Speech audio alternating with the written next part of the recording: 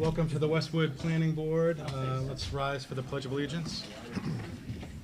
We pledge allegiance to the flag of the United States of America and to the republic for which it stands, one nation, under God, indivisible, with liberty and justice for all. Welcome to the Westwood Planning Board meeting. My name is Brian Gorman, and I will be chairing this meeting. He can't hear you.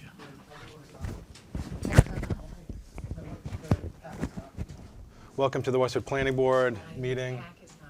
Is it on? Should be on. My name is Brian Gorman, and I'll be chairing this meeting. The meeting is video recorded by Westwood Media Center. If anyone else wishes to record this meeting, please identify yourself so the audience is aware. Seeing none. As a friendly reminder, please turn off your cell phone ringers. The meeting will be civil and all people will be treated respectfully. This includes no booing, clapping, or interruptions from the audience.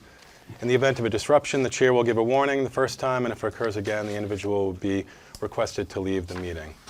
The format of the meeting will be when an item is called, the applicant will come forward to the podium to present their application to the board. The board will proceed to staff comments. The board members will ask questions of the applicant. For public hearing items, the public will be given an opportunity to comment. Items that are not a public hearing, the opportunity for public comment will be at the discretion of the board. When it is time for public comment period, the chair will call those wishing to speak to the podium to use the microphone. Please direct all comments and questions through the chair.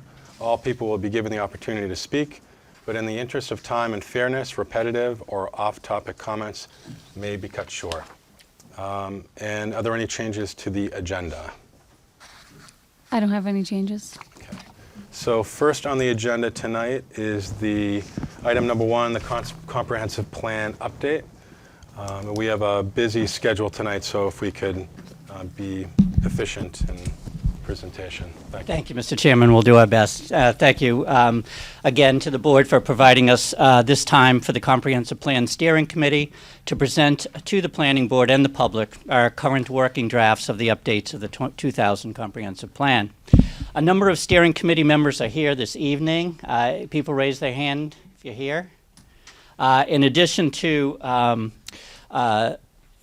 those who work specifically on the 2 sections that we'll review this evening, sustainability, resiliency, and transportation. As you know, at your request, these drafts were provided to the board members 1 week ago in advance and made available to the public at the same time on the town's webpage for the comprehensive plan.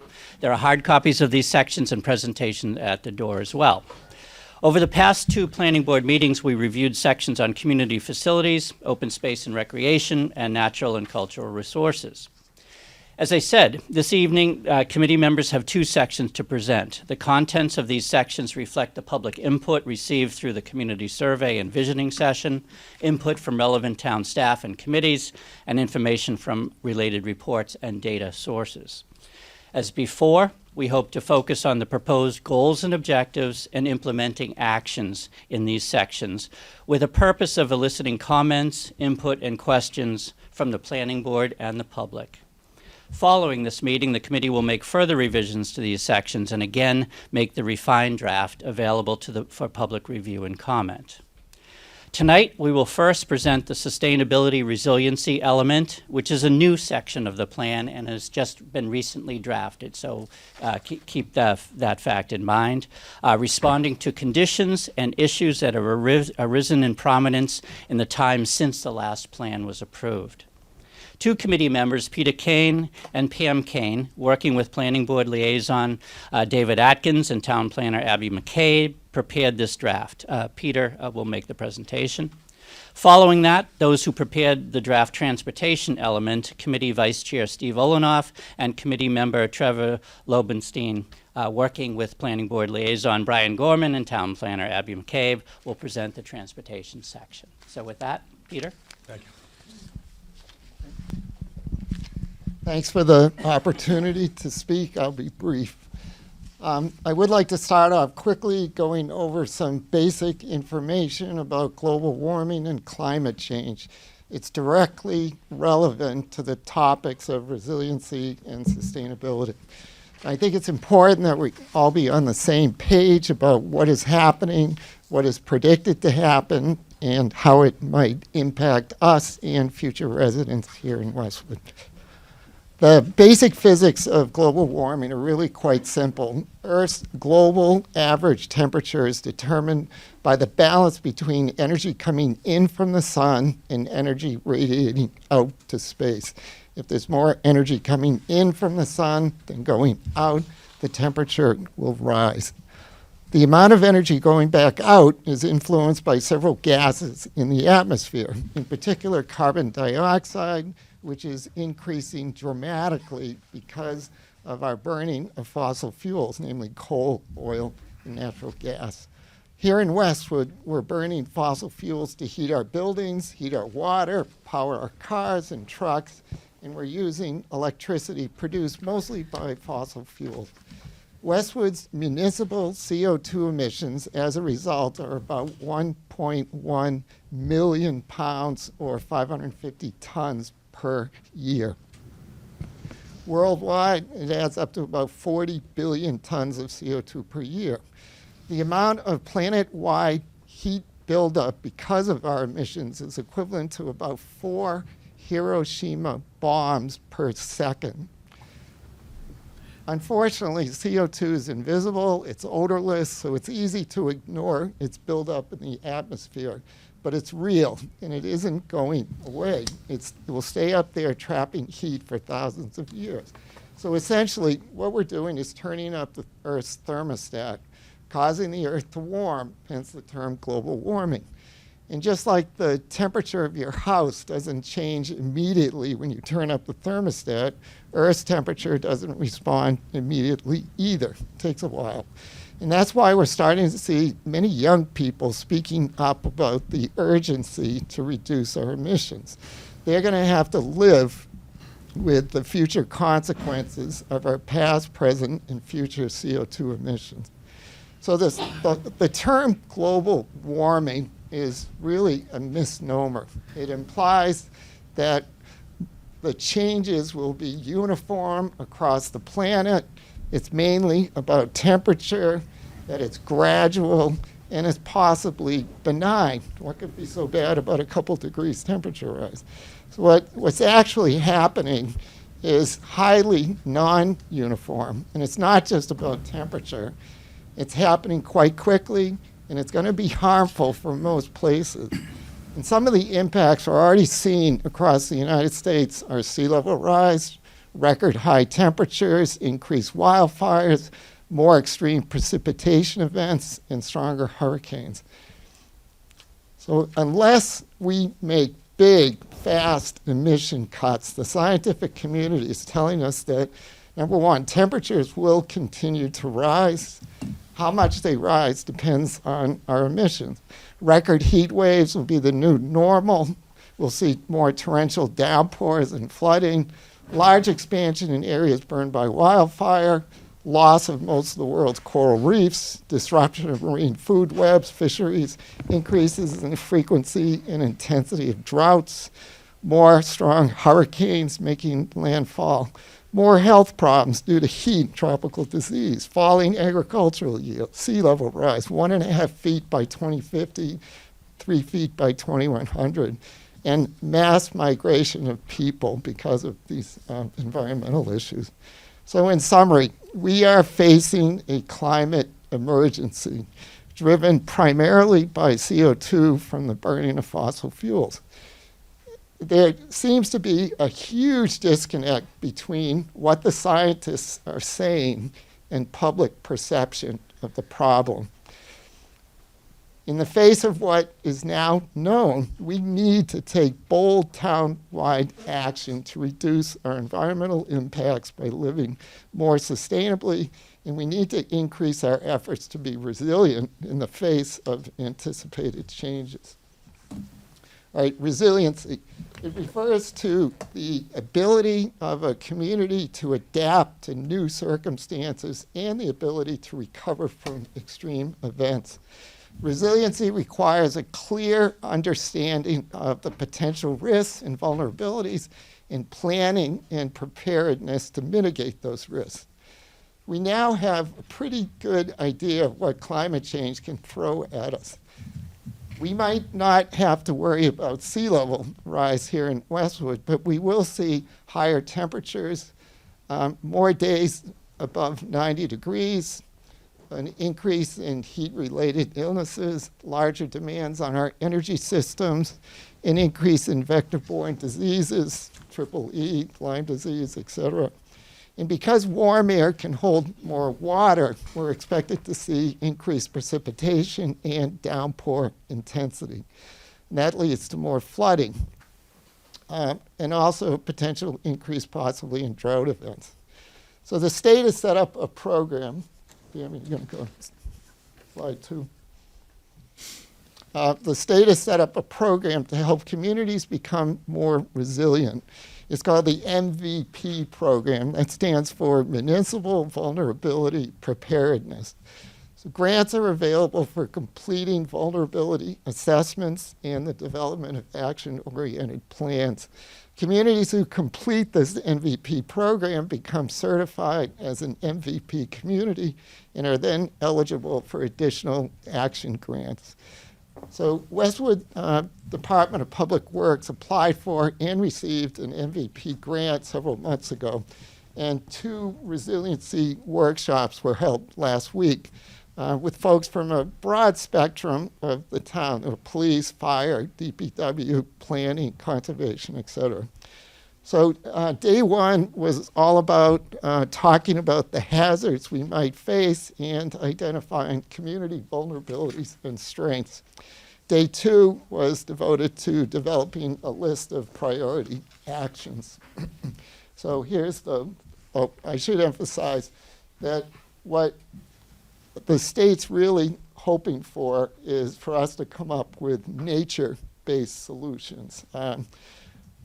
Instead of more pipes and tanks and things to control water, using natural areas to soak up water. So the list that developed was, number 1, we need to fund a hydrological study to develop an overall water plan, basically to look at what would happen in Westwood if we get, say, an 8-inch rainstorm in 24 hours. Hopefully identify nature-based solutions, look at culvert sizing, street drainage capacity, and things like dam safety. We need to improve emergency planning and the emergency communication system. That includes a plan for helping vulnerable populations, such as the elderly. We need to invest in more community education and outreach, possibly put power lines underground, at least for new developments. Study how to best address beaver problems. I didn't realize we had a beaver problem in town, but and how to address vector-borne diseases such as triple E and ticks and things. And last but not least, address fuel storage concerns. Apparently, we only have about 2 days worth of fuel storage up at the DPW tanks. And police, fire, all use those tanks. So the work that was started last week needs to be developed, completed into a true resiliency plan. It's not clear yet who's going to do that. So these were the goals and objectives we came up with. Really the most important thing is we need to complete the resiliency plan and then pursue the actions that come out of that plan. So draft implementing actions, I don't want to just read this off, but again, create a plan, finish the municipal vulnerability preparedness requirements, go for action grants to implement some of these things. And also, we want to stress the importance of doing a regional approach where we work with neighboring towns. Okay, sustainability. So sustainable practices are those that allow present generations to meet their needs without compromising the ability of future generations to meet their needs. think of it as a three-legged stool. One leg's for the environment, one leg's for the economy, and one leg is for society. Sustainable projects and practices protect the environment, protect our community, and foster prosperity. So Westwood's actually been doing quite a bit. There's a lot of stuff that's been going on in town associated with sustainability. The DPW, handling recycling, storm water management, safe routes to school. We've got electric vehicles, charging stations, a lot of HVAC and lighting upgrades, PV systems installed on town buildings, the MVP program that started last week. Pedestrian bike safety committees doing a lot of good work. The environmental action committees doing recycling work, electricity aggregation, et cetera, et cetera. In 2014, we passed the Stretch Energy Code, allowed Westwood to become a green community. We became eligible for grants to reduce energy in our buildings. To date, almost 50 projects have been completed using $1.2 million in green communities funding and about $500,000 from Eversource incentives. Our town energy manager, Tom Philbin, has just been amazing. He actually received a Leading by Example award from the Mass Department of Energy Resources. One thing I should note, it's our schools, particularly the high school, that are by far the largest users of energy, hence the biggest emitters of CO2. So it's really important that new schools be as energy efficient as possible. Goals and objectives. The real big goal is for us to create a sustainability action plan. On top of that, we should align to the state goals for greenhouse gas reductions that we should continue to support the work Tom and the DPW are doing around energy conservation, the use of renewable energy. Pam, go ahead. And then the implementing actions, I don't want to go through this complete list. Basically, we need to address energy. That includes energy efficiency, energy purchasing, new construction standards. We need to phase out the use of fossil fuels and transition to zero carbon. We need to promote solar. Around natural resources, we need to conserve, we need a water conservation plan, stormwater management is becoming a big deal, and preservation of natural spaces, solid waste reduction, and recycling. So you guys can read that as well as I can. I think in general, we need to start factoring climate change into planning board reviews. It's got to be another thing that has to be considered when you're looking at projects. With that, I'll shut up. And So thank you very much. The only thing that I would consider adding was just for future projects looking into renewable energy such as solar, things like that. yeah, Deb, do you have any questions or comments? No, it's very well done, thank you. Dave? thank you. Bill? No, I know this is the first planning board that's actually started to address alternative energies. Great. But I know we did a lot of building before this, and we let a lot of things slide that shouldn't have been. So I think we'll be proactive as far as that goes. You'll see. And Chris? The MVP, are there ongoing costs for that, or would everything be done through an action grant?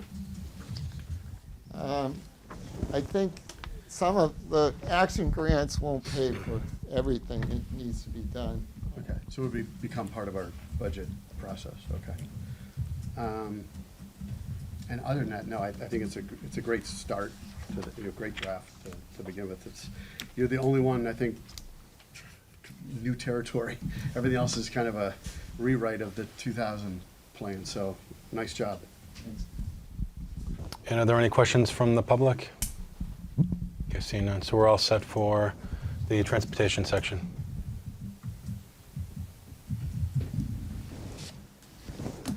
Oh, yeah, there's one up there. Up there for you, buddy.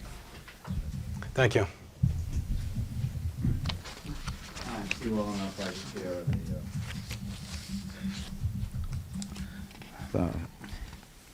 of Steve Wallenoff, Vice Chair of the Steering Committee, and Trevor isn't here tonight, so I'll be just going through this after all those things that Peter had to say. Just think about it. You'll be enduring all those things while you're stuck in traffic going nowhere. So this is transportation. So a little background, new things have been happening since the last time. First of all, this section has, it's been worked on for quite a bit of time, because we started the process of revising the comprehensive plan a while back. And we went through and with the Pedestrian Bicycle Safety Committee, they worked on it for quite a while. And so we had a pretty good draft a number of years ago. I think back in 2014, we had a pretty good draft. So we just had to bring it up to date with new things that are going on. So this is pretty much along. So the sustainability and resiliency, that's brand new. This transportation section is, at this point, we're up to 38 different actions. It sounds a lot, but that's what we have, and it's it'd be pretty hard to.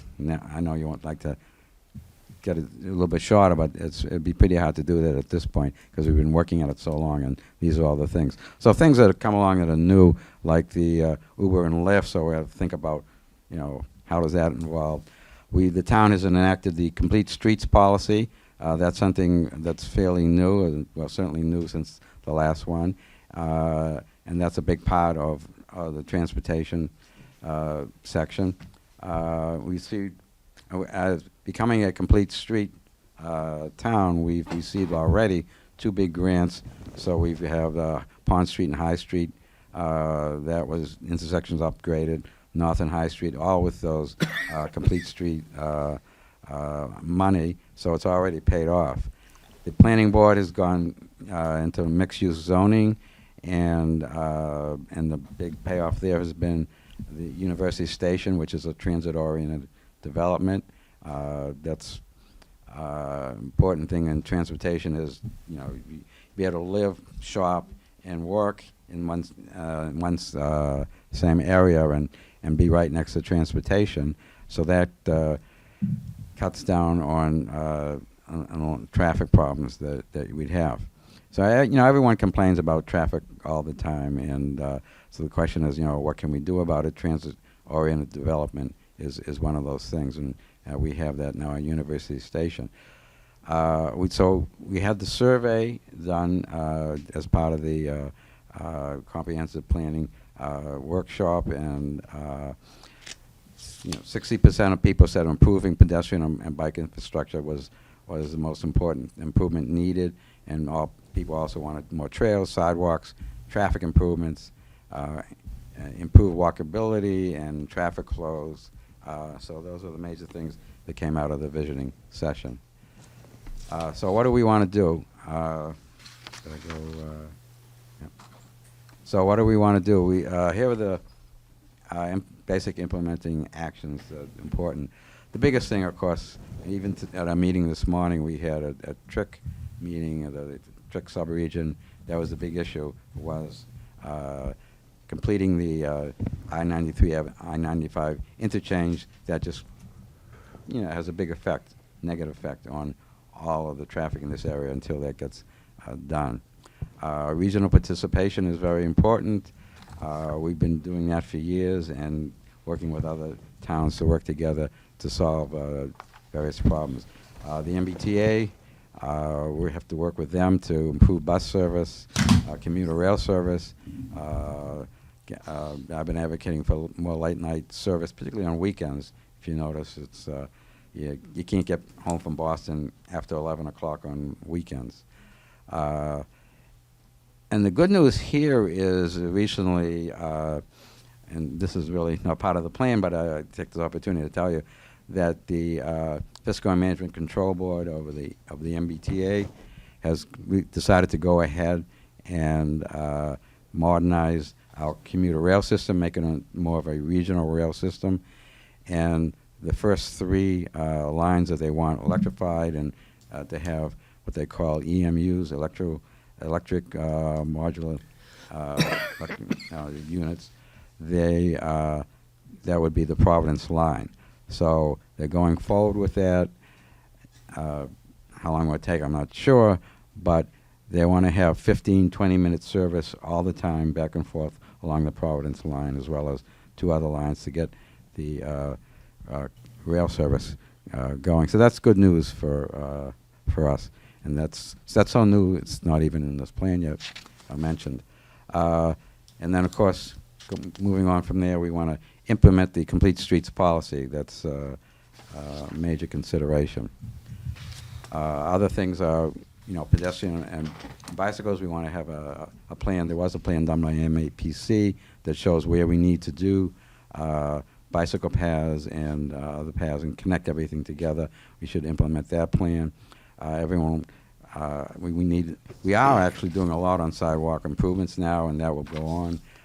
Sidewalk improvement and placement program. You're seeing the new sidewalks already on High Street. We should do other things like consider a bike sharing system, and we want to try to put together our trail network and try to connect things up so people can use it. Shuttle bus service, that's a key answer to solving our traffic problems. If we get more people off the cars, not everyone, but just enough people, and the people that really need it, number one. But you get enough people off of that, it makes a big difference in traffic congestion. And little amenities like more bus stop shelters. The town hasn't released yet, but it has a crosswalk study where we want to improve the safety at all our crossings and make sure we have ADA accessibility at all of them. And then we are putting in for a project to modernize the traffic signals, get them working in an adaptive fashion. In other words, smart traffic lights along High Street to speed up the traffic. Traffic calming, we've already had traffic calming measures. We should monitor them and see that they're working effectively.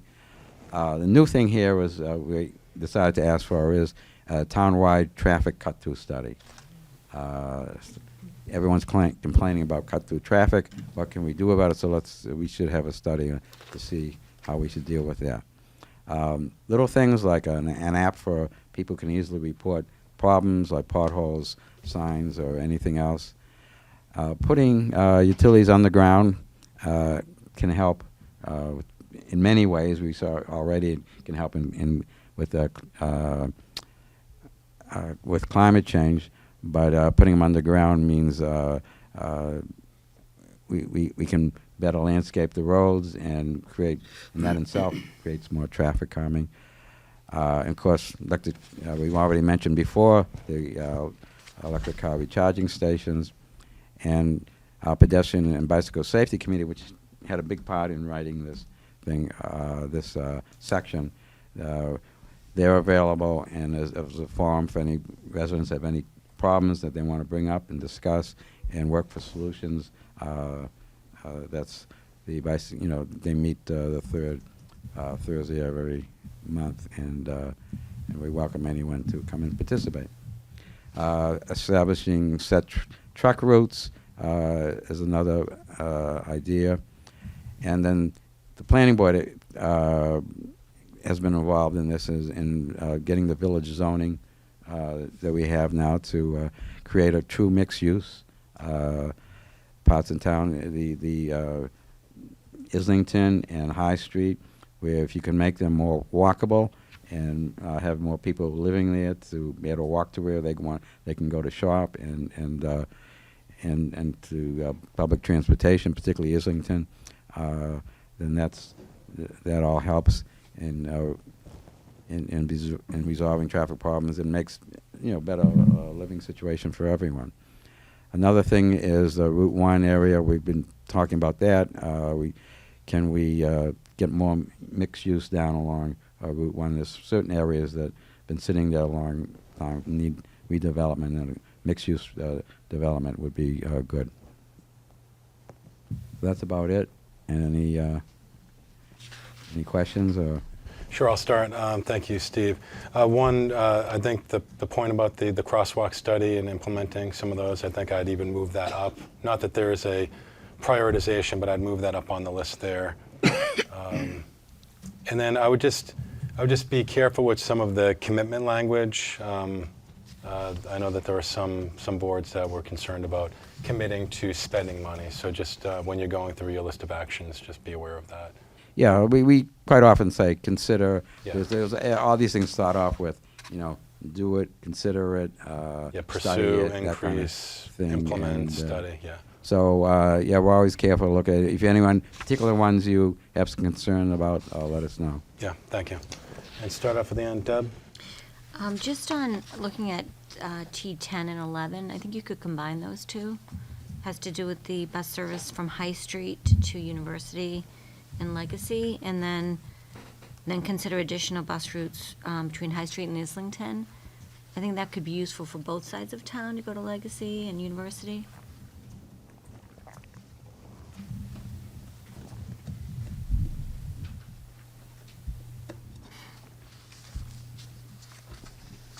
Yeah, we could try to combine it. So there was a study that was done by the state that said that it was absolutely feasible to put in a shuttle bus service down High Street. We have that report, and that was that was done before Legacy Place. It was done before University Station. So we're just taking you down to the stations. So now there is even more reason to go down there. So that's why that's in T10. T11 says, well, what about the crosstown? That's important too, and we talk about one of the things over also is the Gay Street sidewalk to bring together the two ends of town by a walking path, but we also should consider shuttle bus service to bring those together. That's kind of why they're separate. I will look and see if we can combine them to cut down the numbers. Sometimes, if we make things too complicated, you're better to have two simple things than one complicated one. But we'll look at that. And It just makes it look see. like if someone from one side wanted to go to, say, Legacy, they'd have to go to High Street to get the shuttle. So if it could be provided throughout the town, is what I'm saying, versus... Right. Yeah, obviously we want to solve both problems, and the one we know absolutely works is the one down High Street to Legacy Place and to University Avenue. We have that study, and it's available. Anyone who wants to see it, and the ones we're just starting to talk about would be crosstown and anywhere else. And of course, how do you do it? There is fixed route, variable route, and on demand. That's a big discussion on how much you want to get into that. Dedham has a shuttle bus service, and their town appropriated money to provide for that, and they're making changes here and there on it. But lots of towns do have shuttle bus service.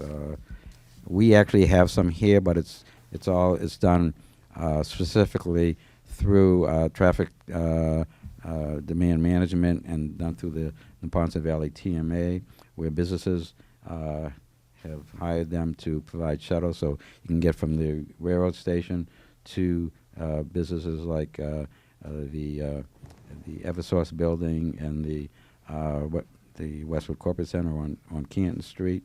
So we have some of those now, and but they're only available for people that work in those companies. Getting a shuttle, similar kind of thing going for anyone, it would be something we have to look at.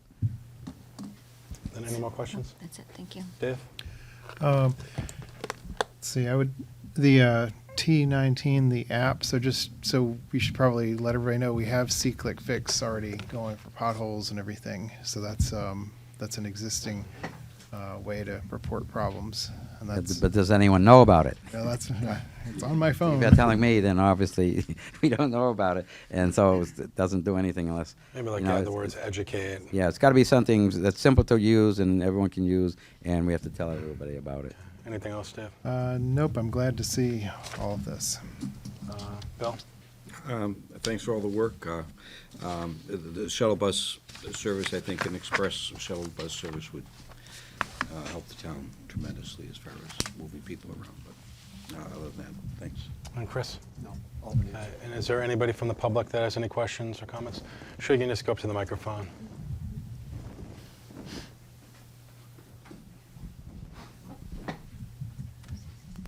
Thank you very much. Mary Ellen Washenko, 226 Dover Road.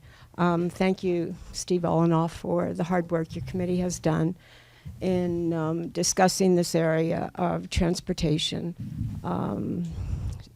It's very important.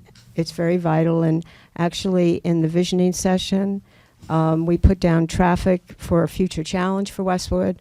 And we also list, if you could do one thing to improve Westwood, among the 5 or 6 things that are mentioned, improve traffic conditions. Since I do live on a cut-through road, Dover Road, and I've been a resident there for 35 years, and I love everything about Dover Road, and I love everything about our scenic road and the section of Dover Road with the Charlie Howard houses that I'm a part of. I want to compliment the town. Actually, a couple of years ago, when Dover Road was very concerned about the increase of traffic on our road, and we added speed bumps, and the town was very responsive. And I think speed bumps and trying to slow the traffic down, contacting the police, and being it was very good. We all, I think, worked very well together. Now, let's see, since I'm rather experienced on a cut-through road, I have one or two thoughts or comments or recommendations for our committee. I understand that we used to have a traffic advisory board, and according to this plan, the traffic advisory is kind of sandwiched into what we call the Bicycle and Safety Committee. I would give a recommendation to our planning board and to the comprehensive plan that the Traffic Advisory Board be itself reinitiated and started right back up again, because we have so many issues between high street traffic and the cut-through roads. As I have been involved in a few of these discussions over the past number of weeks, I noticed that the Boston Globe ran a front page Metro section article on cut-through roads, and they mentioned about 5 or 6 towns, Dedham being one of them. And in it, these towns did have a traffic advisory board. Some of them reported to the selectmen, some of them were under the highway department. Since Dedham was one of the towns that was mentioned, I gave a phone call to Dedham and spoke to the director there of transportation. He feels that Dedham doesn't quite have the same problem that Westwood does, especially with 109. So I think that would be one. I want to mention that the article is actually something to reference. One of the key points in the article was the issue of cut-through roads, and that all of us that are using our cell phones, we have, and we can check our traffic, we can check, we all have apps, and the article mentioned that these apps are now advising the drivers to use cut-through roads just to even save 2 or 3 minutes. So I think there probably are a few direct issues that our community of Westwood could come together with a traffic advisory committee in addition to the bicycle and safety committee. I think we could somehow sort out from the cut-through roads that we have that are really beautiful roads in Westwood. We have Summer Street, we have Grove Street, we have Dover Road, we have Gay Street, we have Clappertree Street, and the traffic just keeps increasing every year. The other problem that Westwood has is since we have the last 109 route that gives us an entrance and exit to 128, I think our town is the vital last town for every town west of Westwood that faces the amount of traffic that we do that's so severe now and so concentrated. So just going forward, it might be good to even gather the neighbors together who live on these cut-through roads. I'd like to hear how Summer Street feels, how Gay Street feels, in addition to how the Dover Road residents feel. Yeah, I think if this goes through, I think, Steve, this would be part of it, so. So our bicycle and pedestrian and bicycle safety committee does all of those things, and it's an advisory committee to the planning board, and then from the planning board on through the selectmen. So we do review new projects, and we just the last meeting we gave our suggestions on sidewalks on one project, any things on existing streets that ultimately goes to the selectmen. The selectmen are the ones that make those decisions. So we pass on any problems, any possible solutions to the selectmen on that. Great. And there was one more. Did you? Okay, so just grab the mic. And if we could try to keep it under 2 minutes so that we still have a lot to get to on the agenda. Hi, Jan Gelkowski, 320 Dover Road in Westwood. So I'll be quick about this. Posing as a question, I'm interested in knowing what kinds of things the planning board, or for that matter, the town is doing to have foresight about changes that will come.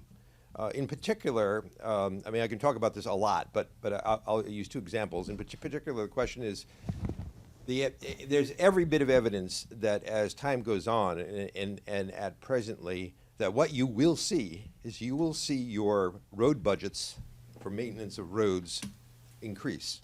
And this is based on a thing. The town of Norwell has seen its road budget double in the past 8 years from additional precipitation.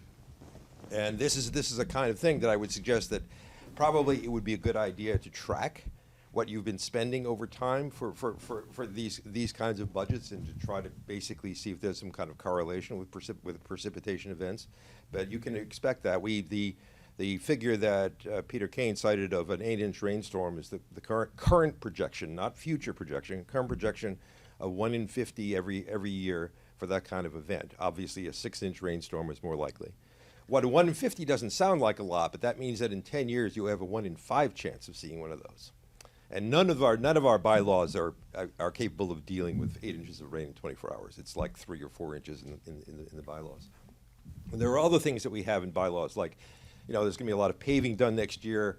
The advice to people who have driveways on the roads is they shouldn't plan on any changes to those roads in a 5-year period. But if you're getting a lot of precipitation, you might get into a situation where somebody's driveway gets washed out, and it has to be appraised. So that's the kind of thing. The other thing that talks to transportation and the way that these things insidiously connect. If you have an environment where you have a lot of precipitation and you have very hot spells and things like that, one thing that happens is you have more erosion of sand and things that go on the roads. And what happens is that pedestrian walkways and things like that, in particular large trucks trundle down 109, those particulates get tossed into the atmosphere. And particularly on hot days, this can be an exquisitely unhealthy environment for people to run in. Even if it's not like 100 degrees or something like that, you're breathing this stuff. And it's a very, very unhealthy environment. I mean, there's increasing evidence, I'm not a medical doctor, but there's increasing evidence that even aortic dissections can be caused by breathing these particulates over a period of time. So if you want to have a healthy situation, you're going to have to review things like maybe dropping speed limits in this kind of thing, or dealing with this kind of stuff. So that's the sort of proactive, forward-looking kind of thing that I would encourage the town to do. Yeah, thanks. Thank you.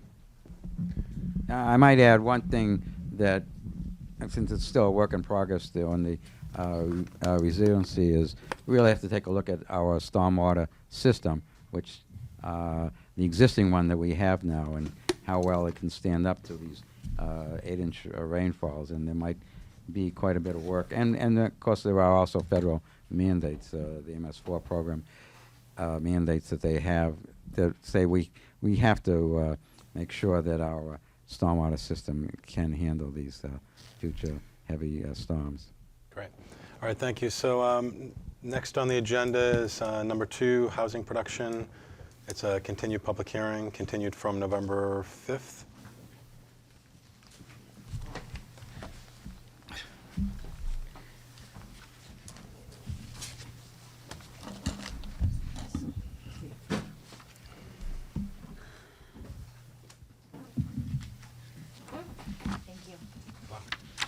Good evening. My name's Sarah Bouchard. I'm the housing and zoning agent for the town. I was here 2 weeks ago to open the public hearing for the housing production plan, which by this point, this planning board has heard my spiel so many times. I apologize for repeating it, but for the benefit of the public, it is a proactive strategy document that the town has put together through the Housing Partnership to set forward a strategy for developing affordable housing in town and maintaining the affordable housing that exists to ensure that it continues to best serve the needs of the residents of Westwood. So the draft that you reviewed 2 weeks ago, I had incorporated some of the comments that I received from individual members at that meeting and summarized them for you in a memo, but briefly. I added some language surrounding case studies for open space residential development. That was a concern that I heard about really kind of looking at what other municipalities are doing for OSRDs and how they incorporate affordability requirements. So I included some language there kind of seeking out that best practice research. I expanded study areas for accessory apartment bylaw changes. Thinking about different ways that that particular bylaw could continue to serve the town's needs. I included more detailed explanations for various incentives that could be studied for a potential affordable accessory apartment program.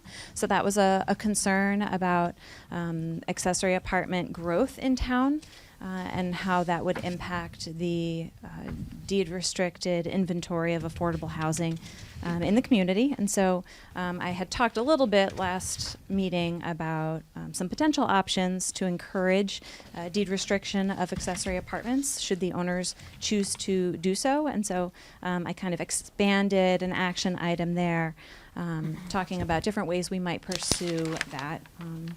I added a new action item regarding first-time homebuyer resources in that first goal about expanding the supply of homes for entry-level buyers to include some more education and kind of resource connection with existing resources at the state, local, and federal levels for first-time homebuyers.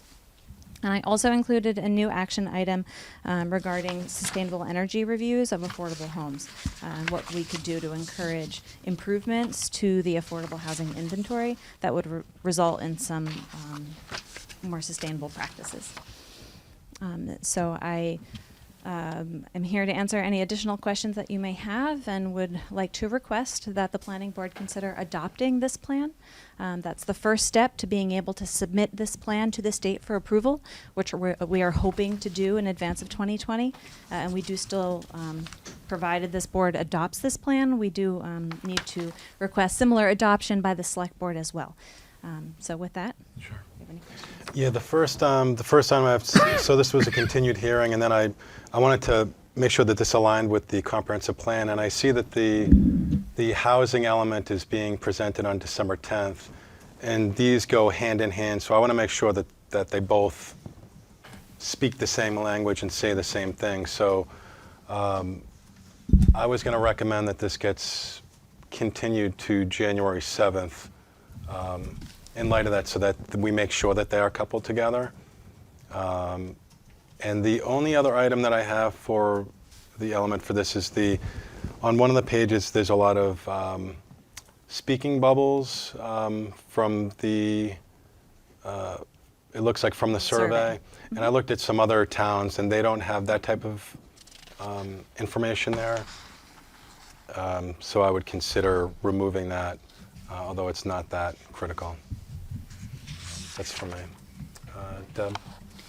So, when I looked at goal number 1, I think that it might be more palatable to the DHCD if, instead of saying specify the additional districts. What was it for? Study zoning amendments to expand right of construction of low-rise development or two families in additional districts. If we say all districts, it might look like,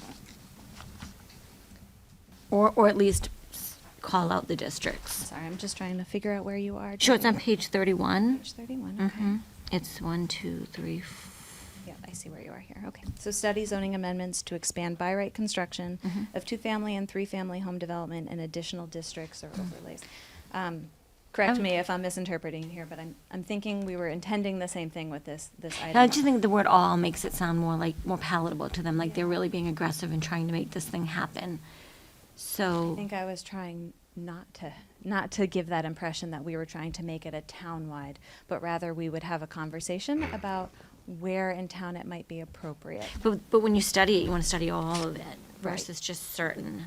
So if you leave it a blanket statement of additional districts, what are we talking about? Okay. That's the only thing Yeah, I'm saying. I see what you're saying. And then on goal, I wasn't sure this was goal number 2 and number 3, because it's talking about the lifting the 2% cap on the accessory apartments. My concern with that is there a way to word it to allow that cap to be overridden for deed restrictions, or is that what that's supposed to mean? Because I hate to see the denominator go up if they're not deed restricted. So, do you understand what I'm saying? I do. So is there a way to word that to? I think when DHCD, when the state has had this conversation about best practices relating to affordable housing development, accessory dwelling units, ADUs, they're known more generally, we call them accessory apartments here. A best practice is encouraging even by right accessory apartments, and so that's kind of been the push. I think the intention here was to really consider finding ways to increase housing opportunities in ways that are low impact, that don't dramatically change neighborhoods, that really utilize the existing infrastructure. And considering a lift on the accessory apartment cap would achieve that. I appreciate fully the concern about maintaining our compliance on the SHI, but I don't think that limiting housing growth is the way to achieve that, particularly when these accessory apartments tend to really serve the needs of residents for their families. We don't restrict them to families, but the vast majority of people do use them for their families, and I'd hate to see us move in a direction where we're limiting the ability of families to use their homes in ways that really serve their needs the best. So that would be my concern about that particular proposal. It's also significant to note that town meeting voted to lift that cap from 1% to 2% only just a couple of years ago. We're not close to it, so I think this is very much a hypothetical conversation.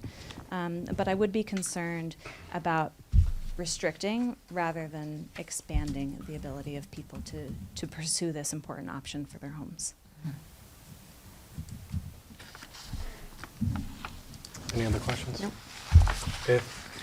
I'm just a question about the process and the timing here. So, Brian, you're wanting it to be consistent with the housing and the comprehensive plan, but I'm kind of thinking, like, wouldn't we want to, this component of that, make sure that we adopt that and then work that into that? And are you under any time constraint on this plan to meet state guidelines or something? Or Sure. So, like I said, if the planning board adopts this plan, the select board would also need to adopt this plan.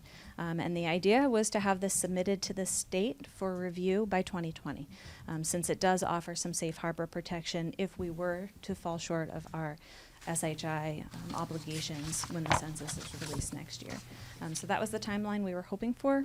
Specifically to the point about working with the comp plan. I have been working with the housing subcommittee for the comp plan. We've sat down and reviewed this document together. I've received some pretty specific feedback from those members that was really helpful in moving this document forward. I wouldn't presume to speak for them, but I think there's at least one member here I feel confident that we are on the same page where affordable housing is concerned. And this is really about affordable housing. It's a very narrow focus for affordable housing in Westwood, whereas the housing element is much more general. So certainly this could inform their element with respect to the affordable component, but this isn't as wide of a reach as Yeah, the- for me, it's more it's the public participation within the comprehensive plan, that it might have a wider lens to it. I know that I spoke with a lot of neighbors who have concerns about the low-rise component to it and the 2 and 3 family housing, wondering where is it going to be located. So I'm more concerned about, I would like to hear from public at those open meetings. That's why I'd like them to be tethered together. Do you have any other comments? On goal number 1, encouraging single-family home development, I guess I see one of the big problems we have is that there aren't very many starter homes anymore, or sort of an entry-level home. It's quickly becoming impossible to find that. That most entry-level homes, they get snapped up and flipped. And are there elements of this plan that would help address that, so that we can make it possible for a lower income family to still be able to buy a home in Westwood? Well, so we talk a lot about expanding our inventory of affordable housing. And so certainly there's always the opportunity to purchase off-site affordable housing for some of the inclusionary zoning requirements that you see before you as a matter of your routine business through open space residential developments and other special permits. There's also the potential for expansion of the Housing Authority's portfolio as well. I know that they are always kind of looking for opportunities to further their mission. So certainly deed restriction of existing homes within the community could serve that need. But it's also worth considering that as we work to achieve some of these goals, about perhaps soliciting friendly, comprehensive permits, the way we did with the Habitat for Humanity home on Highview, or seeking to solicit some friendly 40B activity on particular parcels, that we could create new affordable housing. But it's hard to kind of identify what that would look like until we have proposals in front of us. Great. Bill? Yeah, I think we should probably wait till the comprehensive plan comes back to us and we have that all. But affordable housing, to have that and to take starter homes away, I'm not so sure that that's a good route to go. Because when we look at affordable housing, a lot of times they're looking at a starter home and they're selling that for less money to make that affordable. But someone that wants to come into town, that home now comes off the market because it's made affordable, so you don't have that starter home. So I didn't know if there was any way of reaching out and maybe getting developers to maybe put in a development that has starter homes. And that's certainly one tool, I think, to consider in the toolbox, is to encourage that kind of development. But to your question and your concern about affordable housing removing entry-level homes from the market, I would argue it does exactly the opposite of that. By ensuring the permanent affordability of a home that's on the market, you preserve its ability to continue to serve the entry-level buyer in perpetuity, rather than getting potentially torn down by a developer and reconstructed at a price point that a entry-level family could never afford. Well, I'm not talking about someone flipping it. I'm just talking someone coming in to buy and live here, a starter home. Right, and so that possibility, though, always exists if it doesn't have that deed restriction. So the affordability deed restriction really preserves its ability to continue to serve that need. But does that come at a cost To whom? to the residents that live in a neighborhood that affordability houses come? I would argue that it doesn't. Okay. Westwood has over 30 years history of developing affordable housing throughout town on scattered sites. It has a very diverse portfolio that represents rentals, ownership units, age-restricted, non-age-restricted, all across town. And what we've seen is that property values maintain their consistent high values in every neighborhood, regardless of the presence of affordable housing in that neighborhood. So I would argue that it doesn't. Okay, and those were affordable houses that were built new? in a neighborhood and they put up so many affordable, or was it in a We have established both. neighborhood? We have both, yeah. Okay, so we do have some that were new, so that's why I'm just Yeah, looking absolutely. to It's a diverse see if we portfolio. could It's something to encourage really be developers proud to of. come in and build starter homes. I think that might be a way to do it, but anyway, yep. And Chris? Just on that topic, if memory serves, Chase Estates was all brand new and has about 25% affordable. And I think currently now, some of the non-affordable homes are going up over 7 figures as their asking price. So from what I'm hearing from you, there is no evidence that the existence of an affordable home in a neighborhood somehow keeps the other homes down. And that's what Right, I'm we hearing track from you. that data pretty closely, and the home sales prices for those neighborhoods specifically that have affordable homes have been consistent with comparables throughout town. So those homes are still affordable then, There are still affordable homes, yes. even though the other homes are selling for $1 million or more? No, there are affordable homes located in those I'm neighborhoods. just saying, I'm Yes. just saying, it's okay. But the market So in other comparables words, are they've gone selling. up with market also? Correct. The Okay. affordable homes are going up? Yeah. I don't know whatever. The affordable homes So it- can go up in sales price, but just not to the extent that the market units can. It's an indexed formula. So I think what you're saying, like, there's places where there was a home that was sold for, say, 400,000, and another one sold for 200 as part of these programs. The 400,000 homes, those today might be going for 7 figures, and the 200,000 homes, they could be like 300 or something. They could go up a little bit.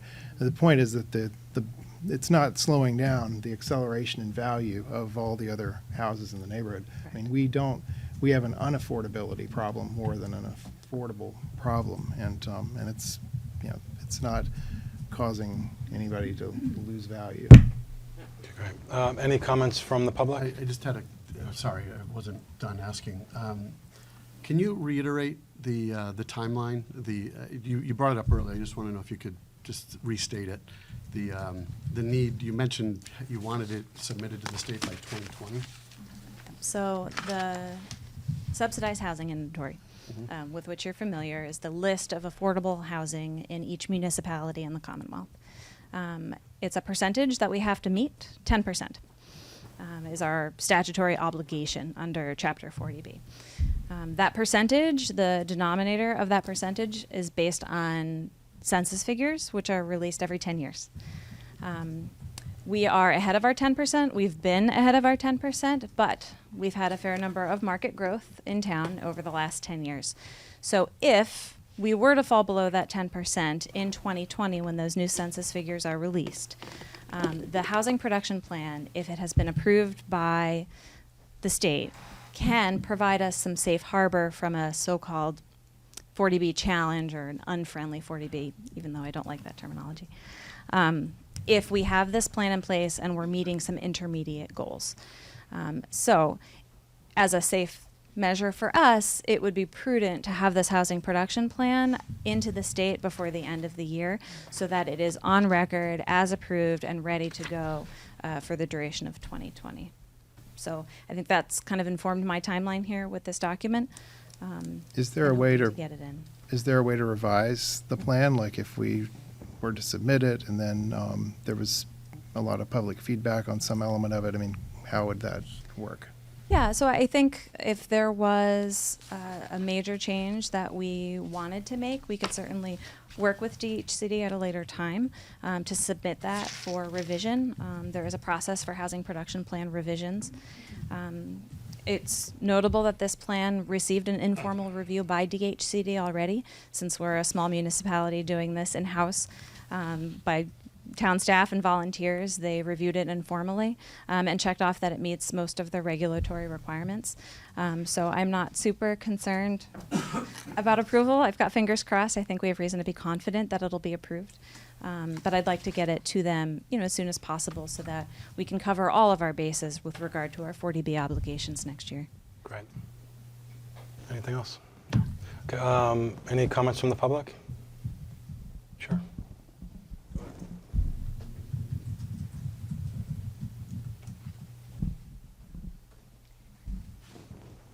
Hi, Kathy Shinopoulos. I'm a member of the Westwood Affordable Housing Authority.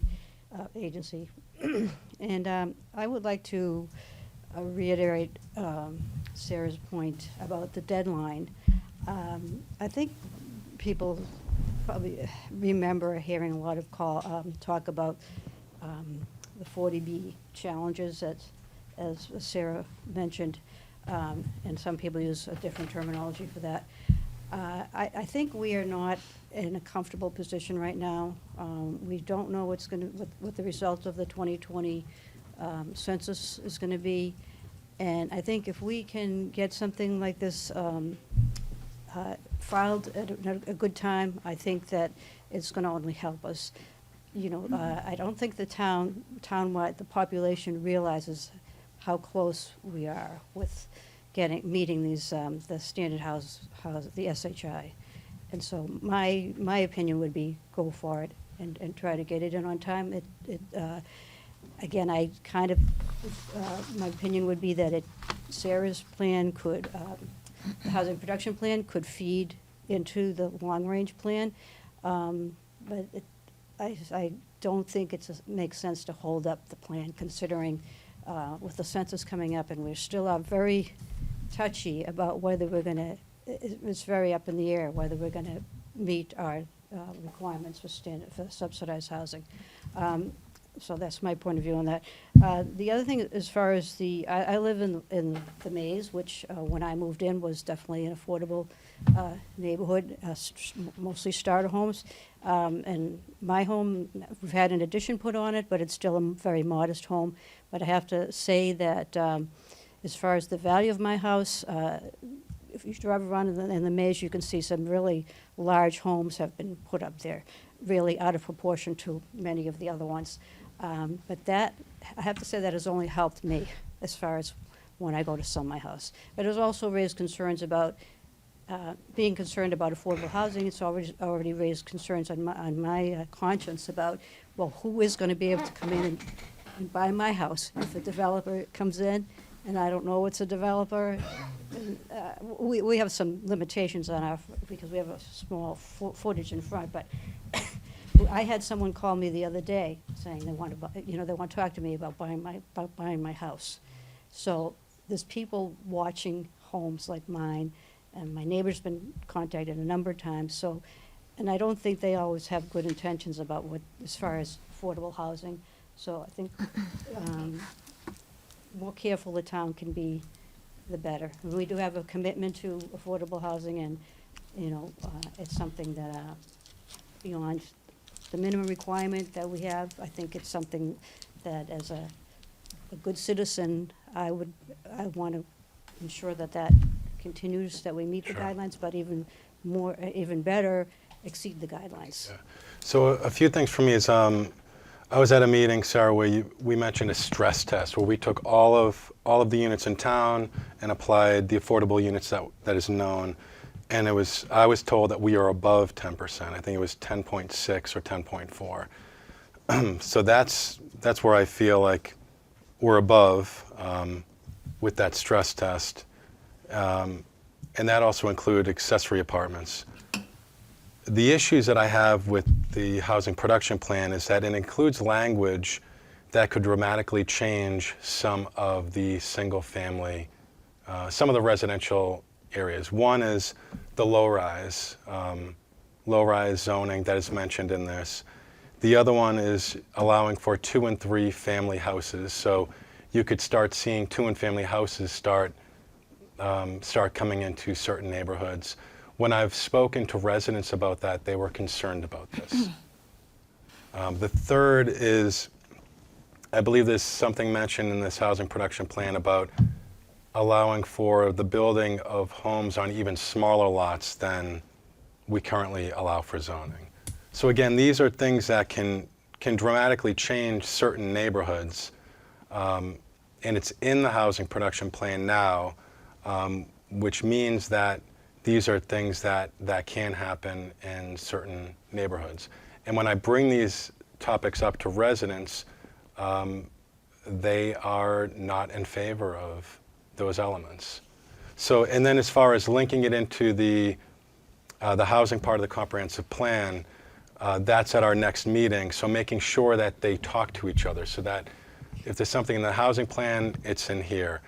Neighbors that come to that public hearing, if they have concerns, then that makes it into the housing production plan. Yeah, I So I understand, don't I understand your points, but I also understand from the other side, being involved in affordable housing in the town, that we are, whatever percentage we are now, that is not really, we don't have a security blanket with that, honestly.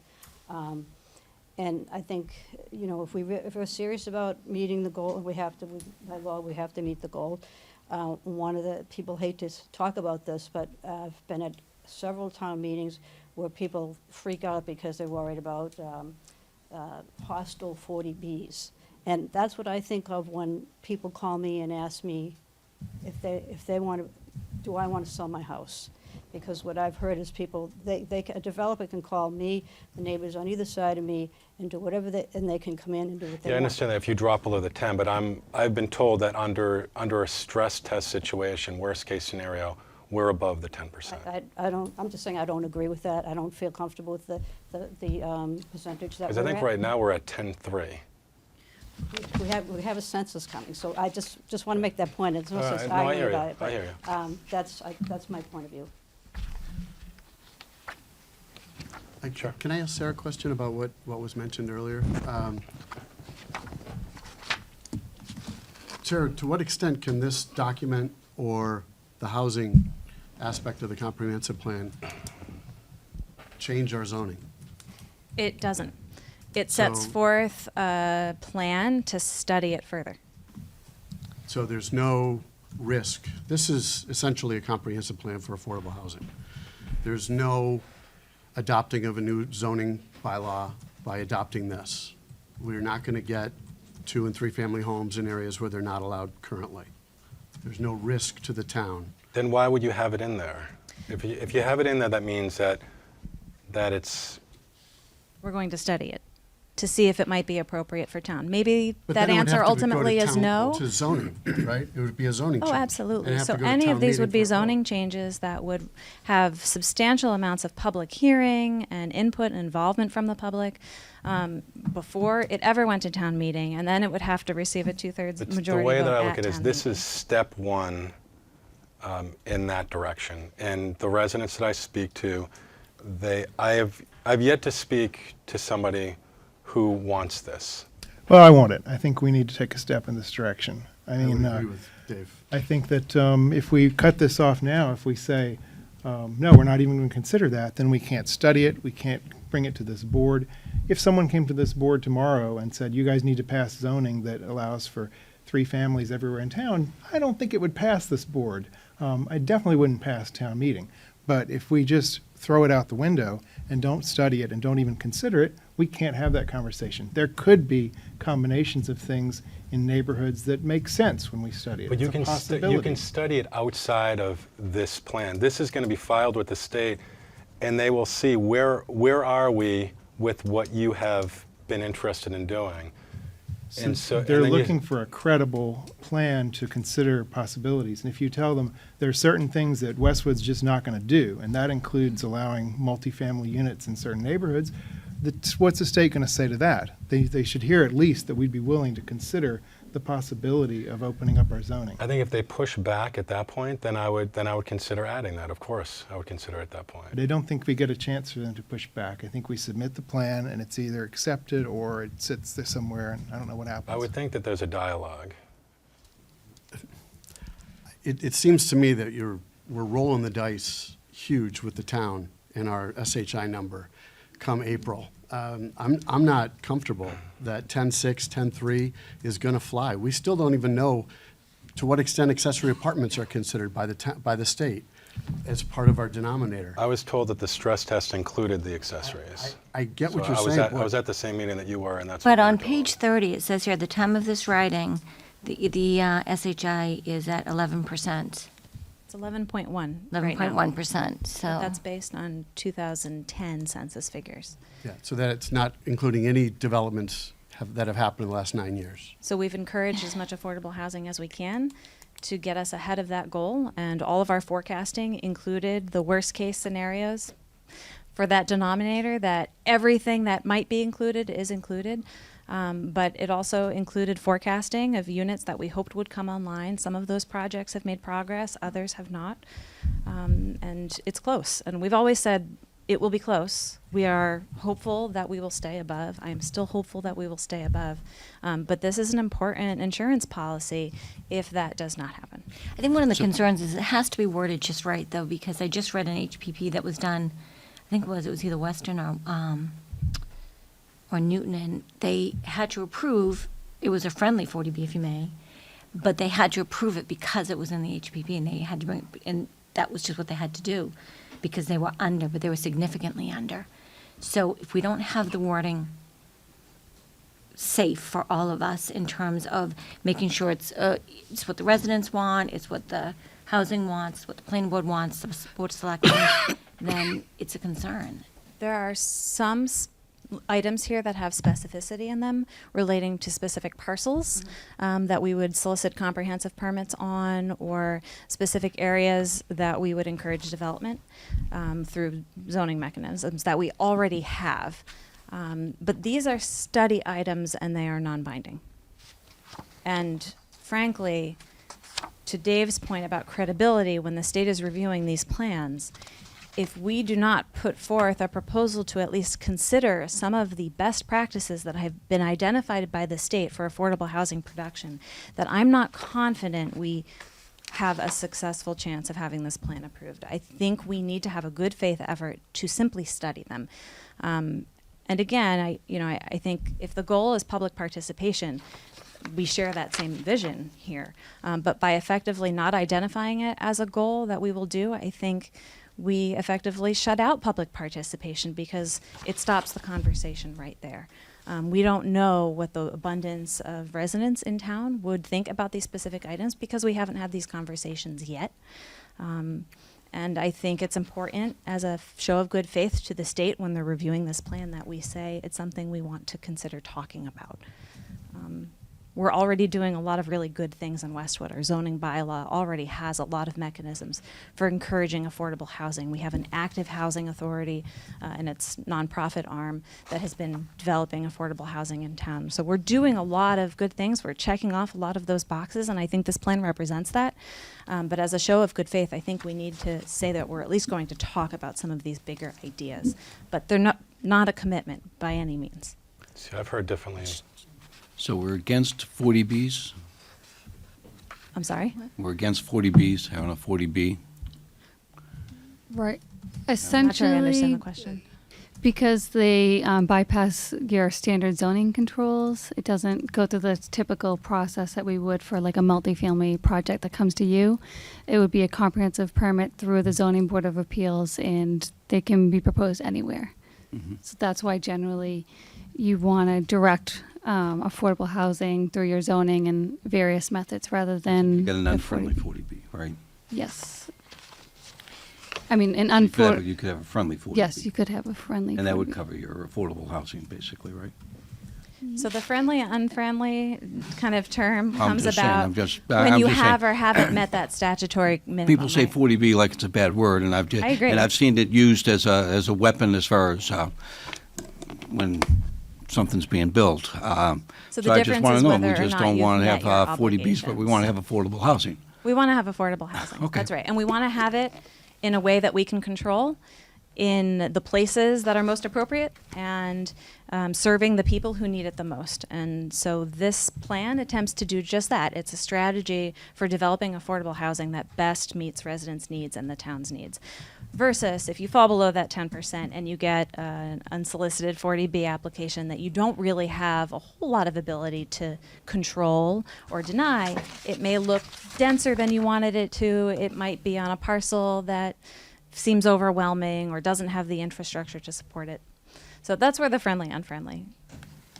Yeah, I have hesitation with some of the elements in here. And I understand you're saying it's for study, but I've done some research where it's not binding, but then if you drop below the 10%, the state says, okay, where are you with your low rise? Where are you with your 2 and 3 family? And we have projects in the works that come from a lot of these different methods. I mean, we have different ideas that we're actively pursuing that come from lots of these different boxes. So that is not as much of a concern to me. I think aren't there situations where there have been inadequate plans, and that's kind of where a town is trying to prevent a 40B by saying that they have this plan in place, but then they're not doing the things that are in the plan, and so that can be a way to invalidate that and take away the safe harbor exemption. So it's like this is an insurance policy. It's a legitimate, like it's not something you just made up. It's like we have good faith effort to do this, but in order for it to work as an insurance policy, it has to be a good faith effort. It can't be, just strike out things that we don't like, that we. No, I understand. And as far as the 2020 deadline, I don't recall hearing that before, where if it doesn't get in by December 31st, then the door is closed. Yeah, that's an internal deadline that we've set to make sure that we're as covered as possible. Right. So if it gets sent in on the second week of January, I don't see that as I also don't know how long it takes DHC to review these plans. I've not submitted a housing production plan before, but I know with the local action unit applications that I do submit more frequently, they establish a 60-day window for review. And so I know that they receive a lot of these, and they will probably be receiving a lot of these in advance of 2020. So again, this was an internal deadline that we thought was most prudent to give ourselves the most security heading into 2020 as possible. So this is a document to explore, citing what we want to explore, and so too is the housing plan that we're going to hear from the Comprehensive Committee. They're non-binding, they're just a laundry list of things we wish to explore to help keep ourselves the type of community we want to remain. And what you're saying is if we fail to adopt this plan and submit it to the state in a timely fashion, we could lose some control with regard to our SHI number. And if we drop below the 10%, then we lose our control, and that's when you get unfriendly 40Bs. You rarely have a friendly 40B if you're under 10%. Is that correct? Yeah, a friendly B. There's no reason for them to remain friendly because they don't have to, as I understand it. So More or less. I see, by waiting to see if these two documents are perfectly in line, and we have a member of the Housing Committee, I understand she raised her hand here. Maybe she can speak to how they parallel each other, and Sarah indicated that she's working with them. I have complete faith that the two documents are going to be very similar with regard to affordable housing. it's more than that. I'm sorry, wasn't quite done yet. If they even contradict each other slightly, it's still a better situation to me than running the risk of being below the 10% in April and having nothing to stand on, no leg to stand on with this document with the state. So this has huge potential by waiting for us to pay a big price in our town. So I have And I don't see a huge downfall of having the two documents not be 100% in sync. I think they'll be very close because neither of these amend our zoning. We don't have to adopt anything. If someone wants to come build a development based on what this document says, the planning board can say, no, we don't like that. That doesn't work in our town. So this is not a binding document. It's just a laundry list of things to explore. I don't see the damage in push. In fact, I do see the damage in waiting. I don't see any fault in adopting this. We've had this for ample amount of time to review. I think we're reckless to just let it go based on Sarah's recommendation. Then I have a compromise. Instead of January 7th, why don't we talk about it at the same time as the housing, same meeting, back to back, look at the language, we have public participation, and at that time we can, What date? December 10th is your next meeting. December 10th. That's when. and then we can arrange the meeting where we talk about housing and then this, and then see how they tether together. The what? Right, because the select board were looking to have hear from the planning board first, then go to you. I don't know what their December schedule is like. I feel confident that this plan has had the benefit of full public participation. We've engaged the community in generating the information to create this plan in the first place through the survey and through the community visioning session. It's been public on our website. I've received calls from residents to give me input that drove this plan. We've had 2 public hearings before your board. I, as your town staff responsible for seeing this through, I feel comfortable that we have engaged with the public to solicit as much input as possible on this, and I'd like to hear if there are any more people who'd like to weigh in on it before the end of this hearing, but I would strongly recommend that you entertain a motion to adopt it tonight. I'd like to hear from the other residents. Sure. Well, we just make up a line and whoever goes next. Hello, everyone. Michael McCusker, 7 Whippoorwill Drive. I am also the chairman Do you need to, of the Okay. Housing Partnership. What this is a tool. It's a very important tool for the town going forward into 2020 in the census count. It would be irresponsible for this town to enter that time period without this tool in its toolbox. We worked very hard on this plan for over a year, many meetings, many hours in the meeting discussing this plan. A lot of people have worked a long time, and we've given you a good product, in my opinion. It would be irresponsible not to approve this plan. Well, I recommend you approve the plan. I recommend you approve it tonight. To delay any longer, I think, would be irresponsible to this town. Thank you. Thanks, Mike.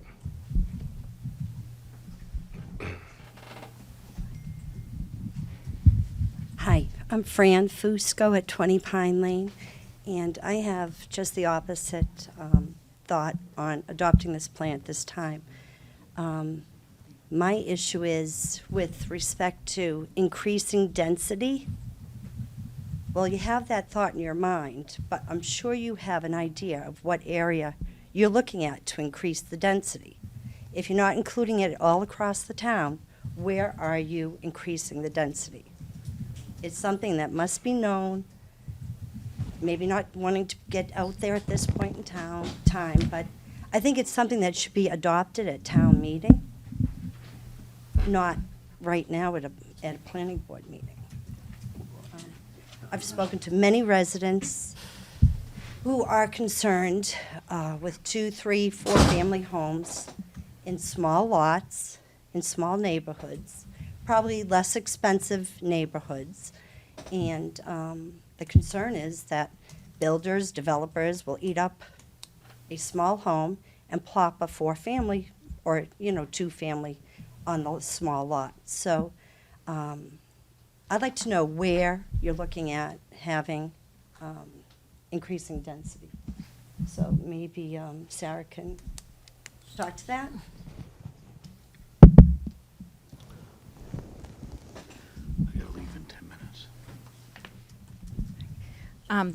So there is no plan to pursue any of these initiatives in specific locations. The proposal is to discuss that and see if it's appropriate at all, and if so, where. Any changes would have public hearings at multiple stages and would have to go through town meeting with a 2/3 supermajority vote to amend the zoning bylaw. Is there a reason why it couldn't just be across the board in town, put in writing, so that certain areas aren't affected when it should be town-wide that you're looking at? So is this similar to kind of what you were requesting before? The language Totally about about- studying in all districts? Would that satisfy your concerns to, in that course of public participation, really like get into the conversation about studying all parts of town? And so I'd like to make Because I think that was the intention there, was to study all parts of town, but maybe that language isn't Yeah, specific enough. because Okay. We have some feelings. Yeah, about that's where an we're easy at. change to make, sure. Thank you. So I would like to make a motion to continue this to December 10th at Carby Street at 7 p.m. so that we can look at it at the same time as housing. More people want to Second. speak? Yeah. Yeah, we have. Okay, go, Steve. Steve So you have Olenoff, 2 and minutes. I was chairman of the Open Space and Recreation Plan, and I'm vice chair of the Comprehensive Plan. So we've done this before. We did the Open Space and Recreation Plan before we started the Comprehensive Plan. When we did the Comprehensive Plan section, we just modeled it after the Open Space and Recreation Plan. There's no big deal, and certainly and I, being vice chair, I can tell you that we're not going to come across with something that's totally different or something that is going to disagree with this plan. So I think, you know, we can just do this. And I'd like to remind you, this is a plan. It's only a plan. There's nothing in here that magically gets done just because it's in the plan. It has to go through the respective boards, and then a lot of times ends up at town meetings. The board, in this case, generally is the planning board. So this will be all coming to you. And then it'll have to go for zoning amendments to town meeting. And I'm just asking for 2 more weeks, Steve, so that we can line it up. So it's, And I think that the deadline is valid. I think that when you submit these things to the state, they look at what data was submitted, and that's important. You know, but it's they take it's an their time internal- It's an in internal deadline that was set. It's not a state deadline.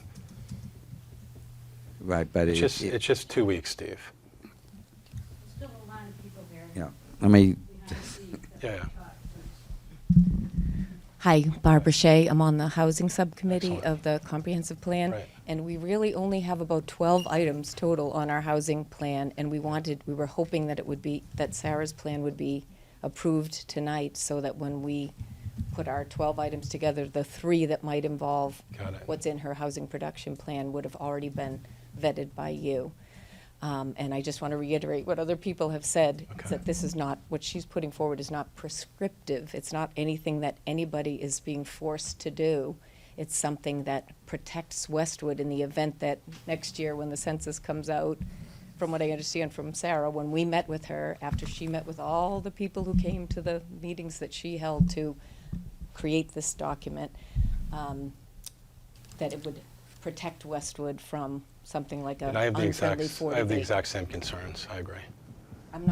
I don't have the same concerns as No, you at I've con- all. I have opposite concerns to yours. I think you should approve her plan tonight, because it's nothing that is binding in any way to the town or to you as a board, and she's very thoughtfully and carefully gone through this document and met with you several times and with several other people who are on her committee and the public, and like she said, it's been out there on the town website.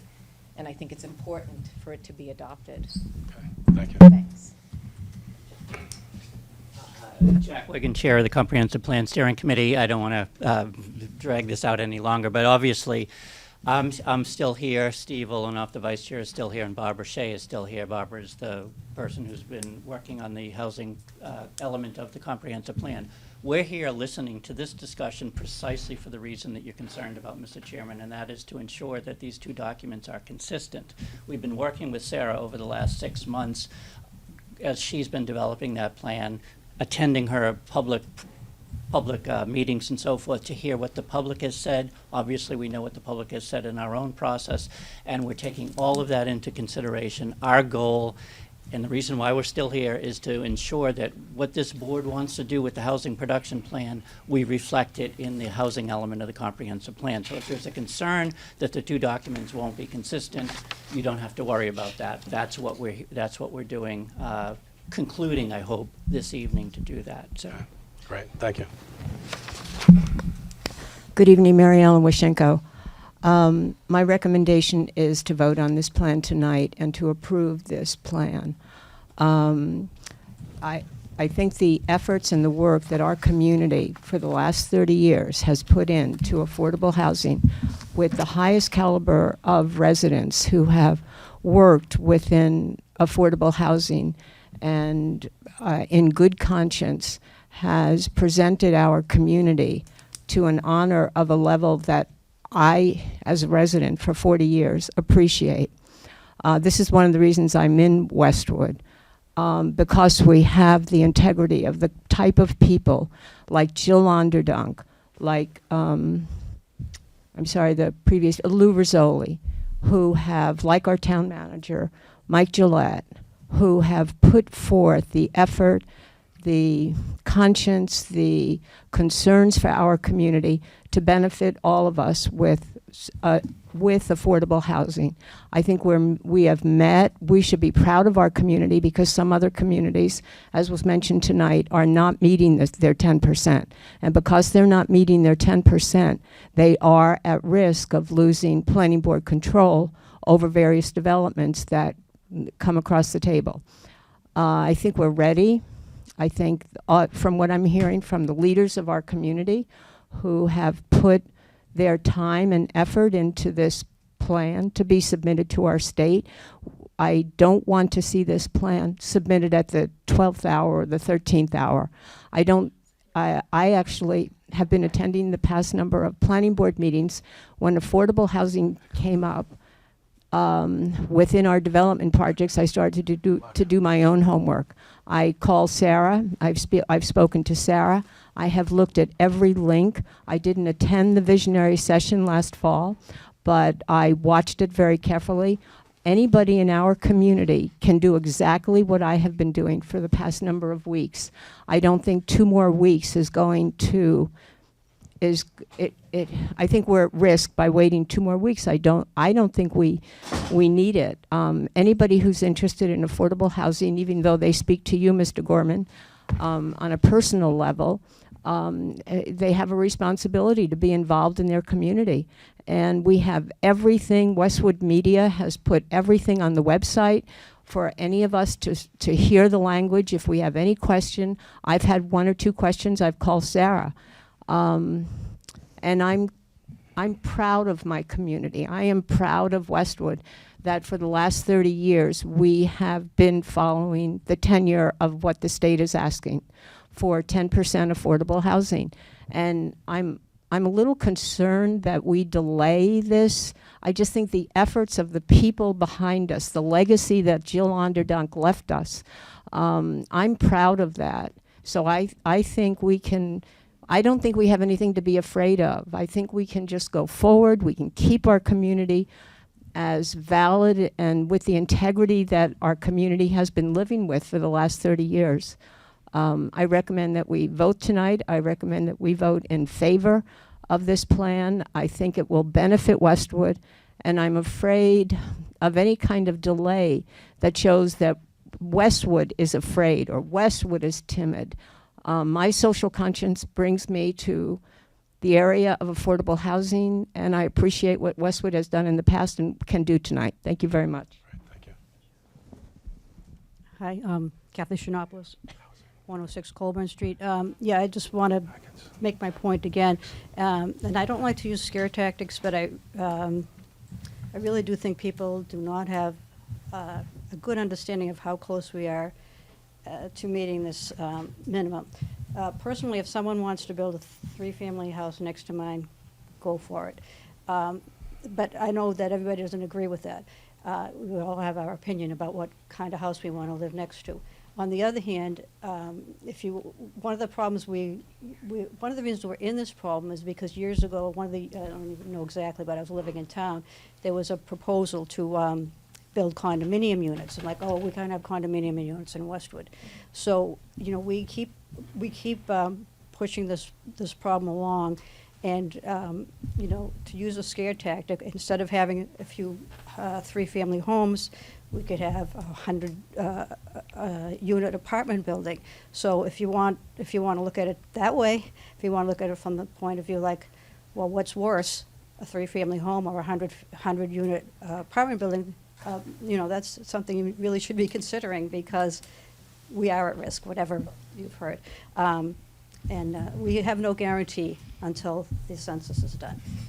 So why take a chance? Anyway, I'm in favor of moving ahead today, approving it today, and letting Sarah complete the work she's done and all the people that have worked with her. Thank you. Nora Loughnane, 74 Sterling Road, and the Director of Community and Economic Development. I'd like to just echo most of the comments we've heard today. The timing is very important here. The housing production plan is needed for many reasons. The most important reason is to create the affordable housing community and variety of housing types throughout town that we have been attempting to do for more than 30 years. We've had a long-standing program, all of which is spelled out in the current comprehensive plan that you all must abide by. That is the plan until you adopt something different. And the housing production plan that Sarah and the Housing Partnership have created is fully consistent with the current comprehensive plan. I expect it to be fully consistent with the future comprehensive plan and what you adopt here. 40B is one reason that we're doing this. It's not the only reason, it's not the primary reason, but 40B is the area which makes timing so important. Contrary to what the chair has stated, we are not a lock for 10% in 2020. There is a date, a specific date coming up. It's April 1st of 2020. That's Census Day. Our goal is to stay above 10% following Census Day. A housing production plan is one way of getting a safe harbor if we do not fall, if we don't stay above 10%. Getting this plan in on the schedule that Sarah mentioned is necessary in order to get it through the planning board, the select board, and state approval in order to have safe harbor. I speak to developers on a weekly basis. I've had 2 developers who are frequently checking in to see what our status is. And I feel very confident that if we fall below for even a day, we'll get an application. Whether we have to go forward with an unfriendly application or not remains to be seen. We're doing everything we can, and timing is very significant. So I encourage you to approve the housing production plan. If you have specific comments for changes in language that you'd like, I encourage you to discuss those tonight. That's the purpose of this hearing. Thank you.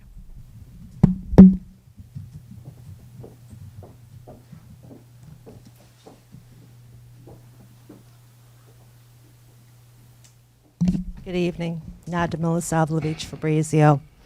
I would, just a couple of points. I would like to refer to the resident who mentioned she didn't want this to go through or wait until the 12th or 13th hour. I would just like to remind this board that 2019 is the 50th anniversary of the enactment of Chapter 40B. 50 years. So I don't see the rush. The second thing that I need to address is another resident who I believe was on WAHA board mentioned something about people freaking out about 40B at town meeting. And I'm going to speak frankly about that because there's a deep-rooted mistrust when residents hear assurances. At that town meeting where the 40B propaganda was coming up, that was a zoning amendment specifically for University Station, and the footnote applied to all of these just different districts. So I would recommend that you wait until the public has a chance to weigh in on this. Thank you.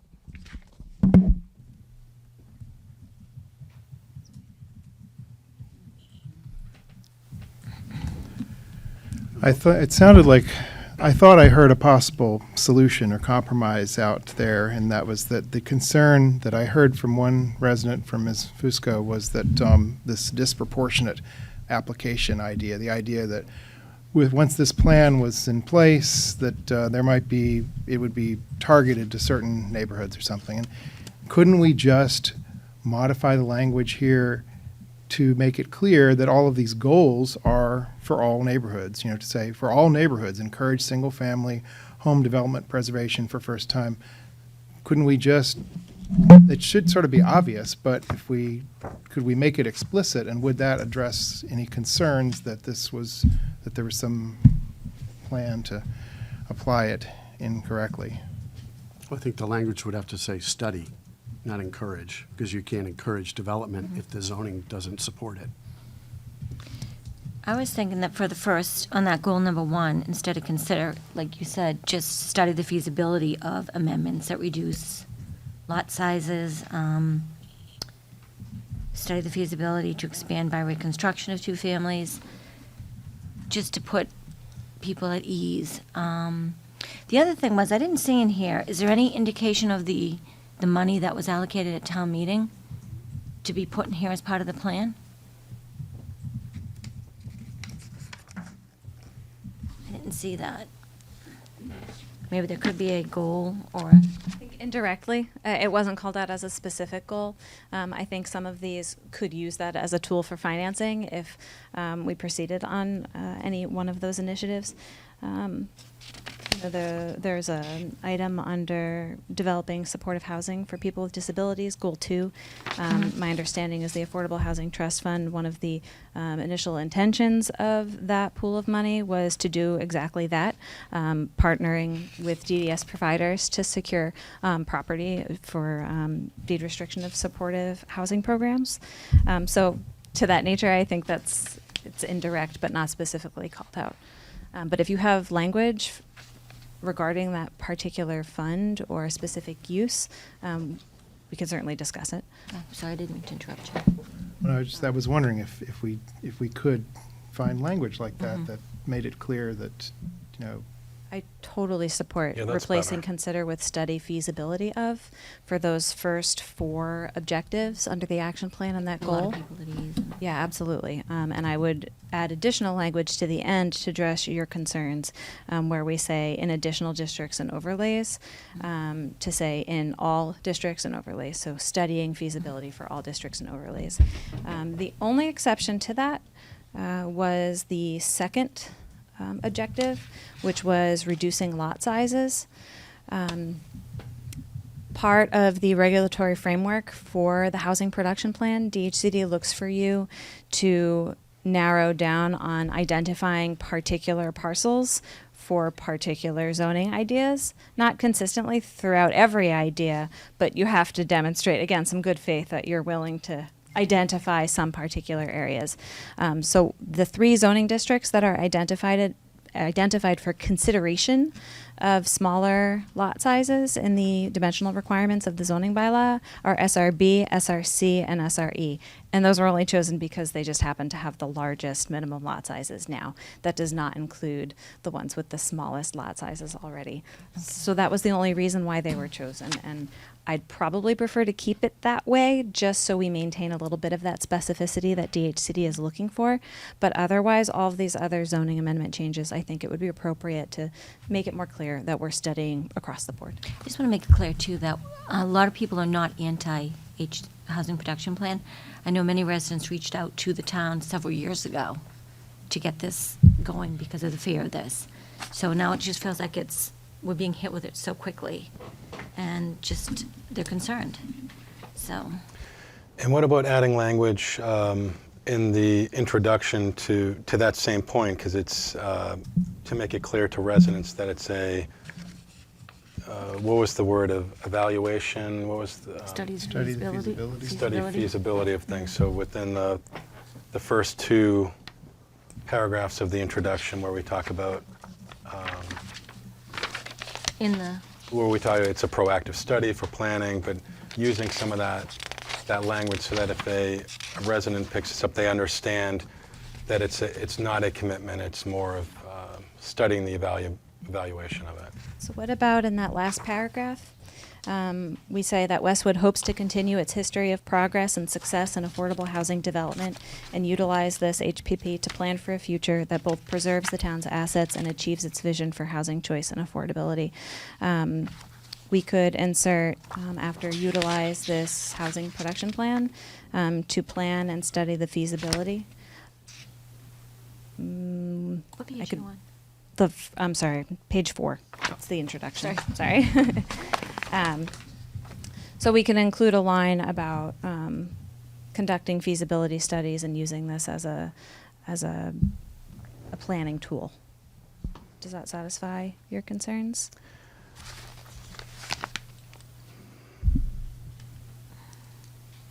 There was a word that was thrown around earlier, but I think that'll work. So we could say, and utilize this housing production plan as a study document and planning tool to plan for a future that both preserves. Plan versus study? As a study document and planning tool to plan for a future that both preserves the town's assets and achieves its vision for housing choice and affordability. Or to study.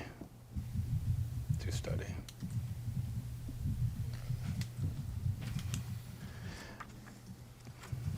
And then within this, the goals here, the The line that talks about the low rise, was it right there? Is that the third one? So it's study, okay.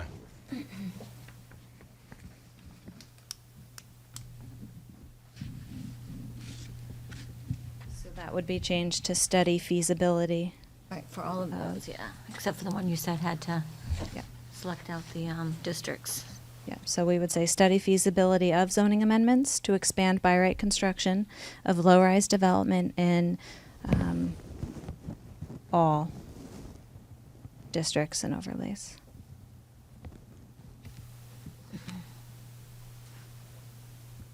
Are you comfortable with that? I am. Okay.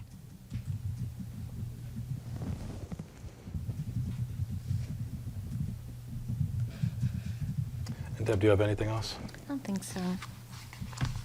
I'm glad that we went through the language on these sets, because that was the concern that I was hearing from residents, was the feeling that it was more of a commitment versus a study. Yep. So hopefully this can make that more clear. Yeah. Yeah. Yeah, so I don't have anything else to add. Do you, Deb? Nope. Do you, Chris? Motion to approve?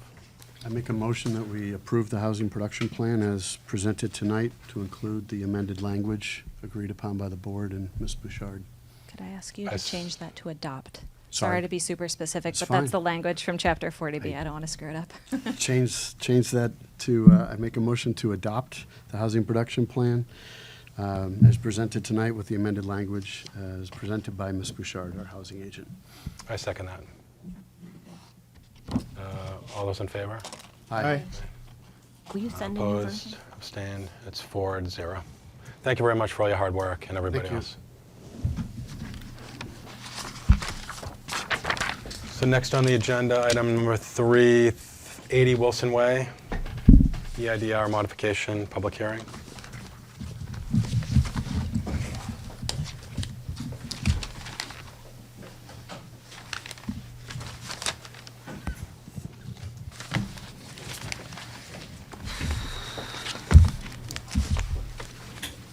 I think Bill's dog is dying.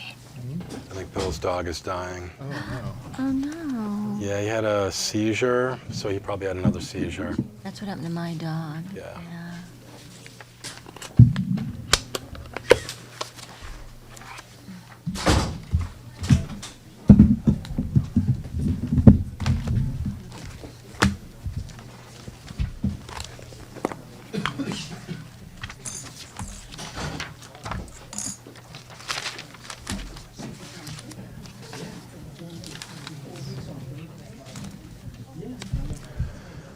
So if the applicant wants to present.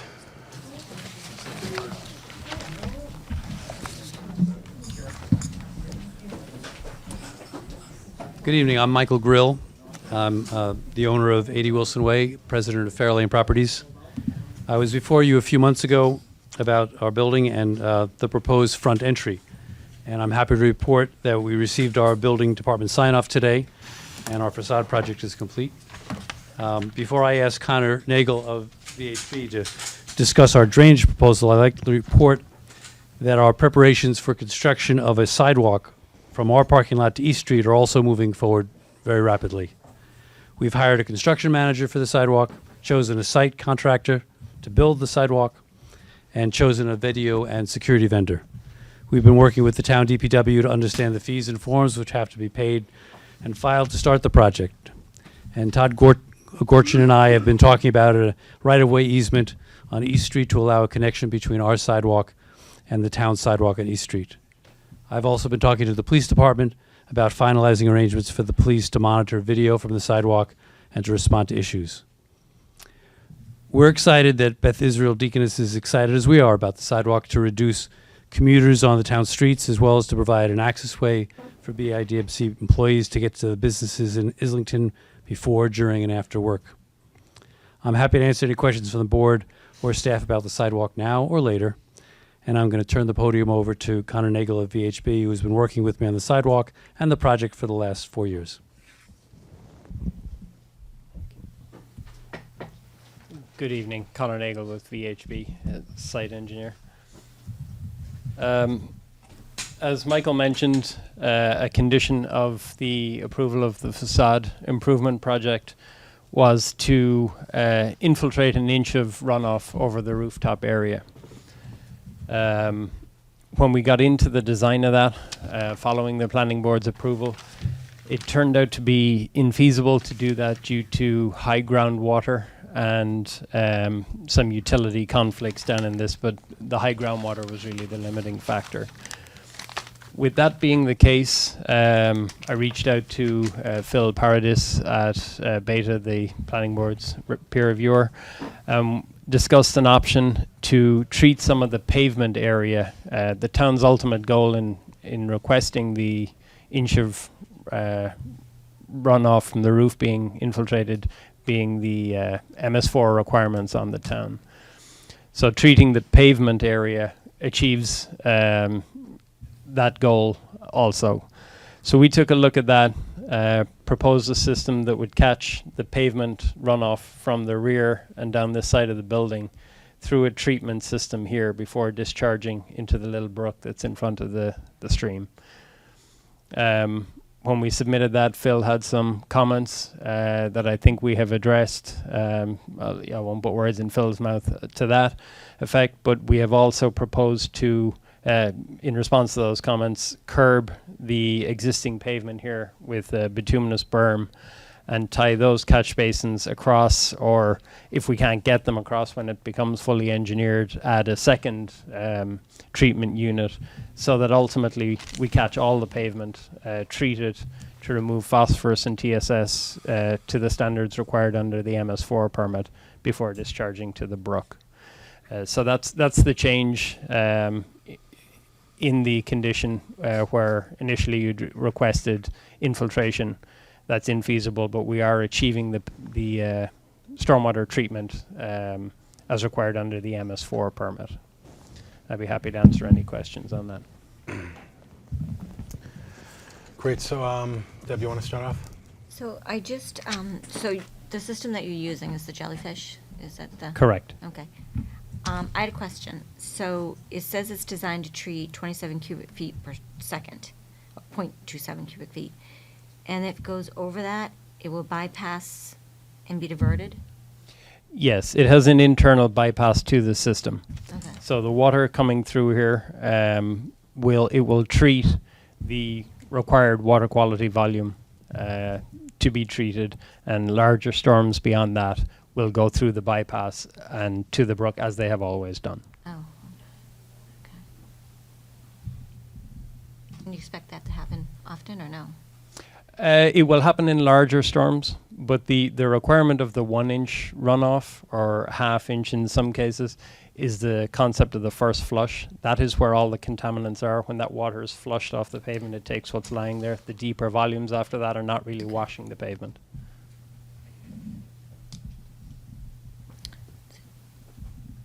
Dave? So just to clarify, it's the, if you have an 8-inch rainstorm or something, then your first inch is going to get treated, and that's so that all the, anything that's in that, the chemicals in that get treated, and then the overflow goes into the creek or into, Yes. into that area. And if you had nothing there, it would just all go there. So it's not, the water's, there's nowhere to send the water, basically. The groundwater's too high, and so it has to go into this. No matter Yes. what. I mean, ultimately, if we had done an infiltration system here, it's so close to the brook that there's not a huge difference in putting it. I mean, it does slow it down a Go little into the bit, but ground you're and- effectively at the brook in infiltrating it there. I don't have any other questions. Yeah, so my concern was for the neighborhood. So obviously this is being pushed to the other side of the building, opposite of the neighborhood, into that brook, so it won't affect any other. There is no change to the flow of water on the site. Yep. We're utilizing the same catchment system down through the site. It's discharging to an existing discharge point in the brook. Now, I've done some site visits here after some rainfall, and everything looks to be fine. Have there been any issues with puddling or anything like that? Not to my knowledge. And then, what were the other options that you were looking at for this? I mean, this looks like a pretty good option, but what was the option? So B? we started looking at other options like storm scepters. They treat what we would typically treat in a pavement, removal of TSS. They'll do oil gas separation, but they don't remove phosphorus, which is the goal of the TMDL downstream and the MS4 permit. So that was the better option here. And then the other one is, how often is there a replacement in the parts? Like, is that just part of the scheduling of? Yes, it's routine maintenance. There are filters within the jellyfish system that need to be looked at. I believe we said annually, and removed or replaced rather as necessary through the manhole ports on the unit. Right. Okay, those are my only questions. Are those filters cleaned or replaced, or can they be cleaned? I'm not sure.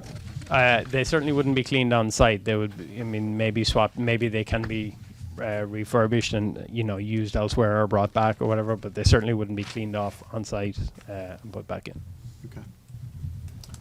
No other questions? And are there any questions from the public?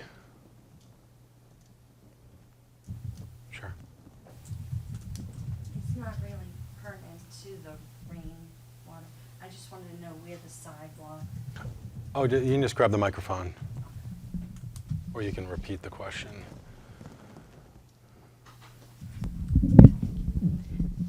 Fran Fusco, 20 Pine Lane.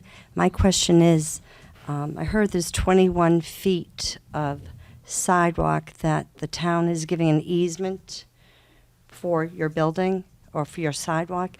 Where is the sidewalk coming out on East Street? That's what my question is. Grab your board here, Sean.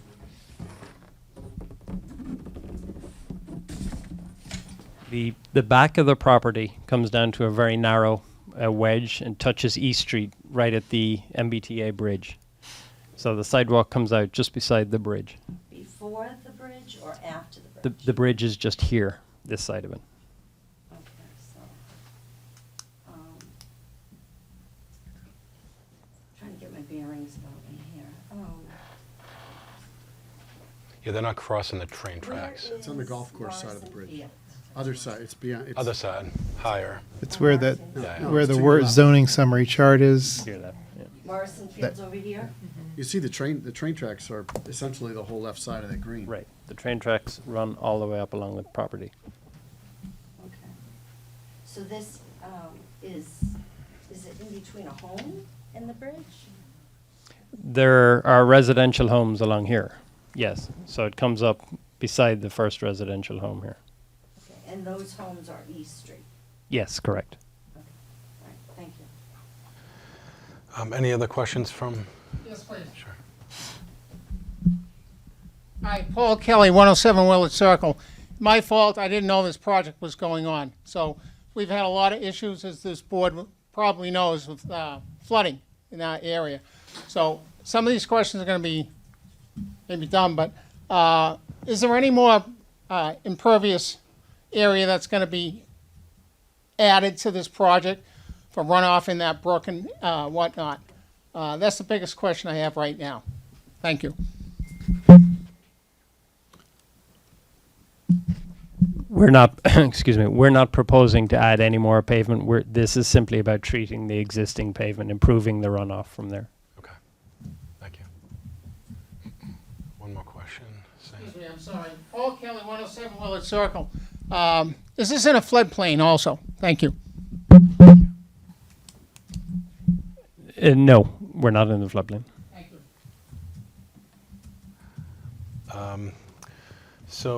Any other comments from the board? Is there anything, staff? Did you want to add anything? What your final request was that they took care of?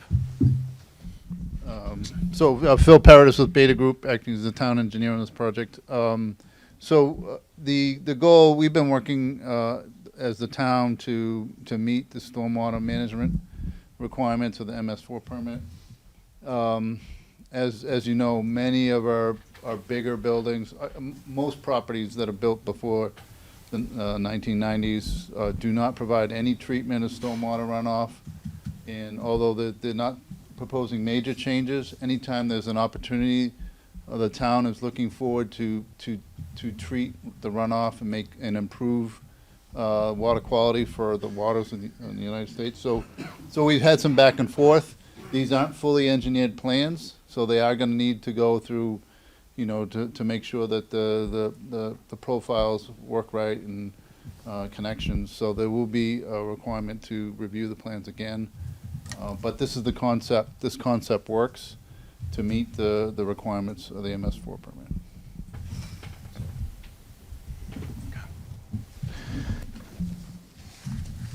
So you said they need to update it, so is this an actionable? Yeah, I think my recommendation is that you would approve with the condition that the final engineered plans be submitted and approved by the town engineer and the town planner, and that DPW also contacted prior to installation of any of the systems so that they can be present for the inspection.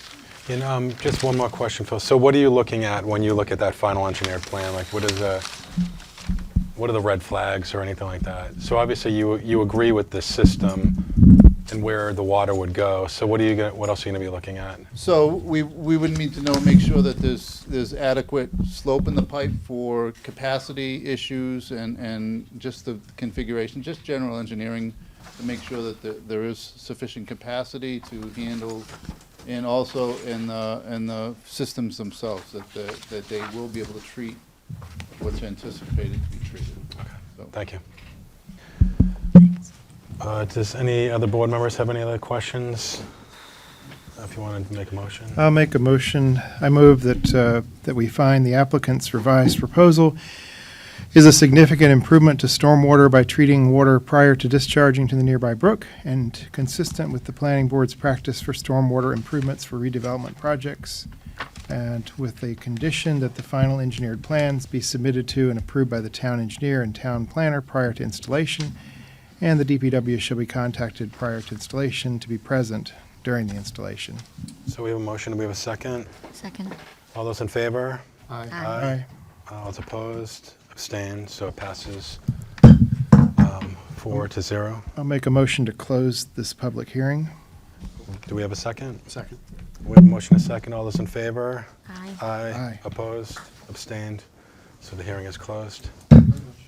Thank you. So next on the agenda, again, 80 Wilson Way, public hearing, special permit, request for relief from minimum parking requirements. The applicant's here. Good evening. Good evening, Chairman and members of the Planning Board. My name is Peter Healy. I'm president of... Excuse me, is there a microphone up there? I'm sorry.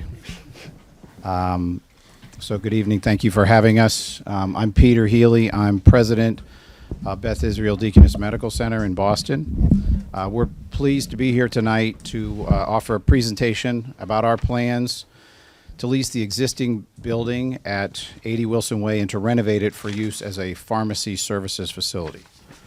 I'm just going to give you a little background about BIDMC and Beth Israel Lahey Health, and then I'll quickly turn it over to our able staff here to give you a description of the project we have in mind and answer any questions you have. Probably worth mentioning that I would not typically be presenting at a town meeting like this, but I'm a proud resident of the town of Westwood. I live at 227 Strasser Avenue, and I have so for the last 10 years. And I'm very excited about this project because I know it's a good project for BID and BILH, a great advancement for our pharmacy services for our patients and our physicians, but I think it also represents a win for the town of Westwood, that we can put to use what is a otherwise built facility, and that it would be a low impact and high benefit to the town of Westwood. So I'm very happy to be here to talk about this with all of you. And now I'll turn this over to Jared Dorr, who was our Director of Facilities at Beth Israel Deaconess Medical Center. Thanks, Pete. Clicker by any chance for? Oh, there it is. Thank you. I was supposed to do a couple more slides. You guys are late on time tonight. I'm trying to pick up. So our mission at BIDMC is to provide extraordinary care where the patient comes first, supported by world-class education and research. some of our vital statistics there. Suffice it to say that we are a very large academic medical center in the Longwood area. We also have outpatient facilities outside of the Longwood area.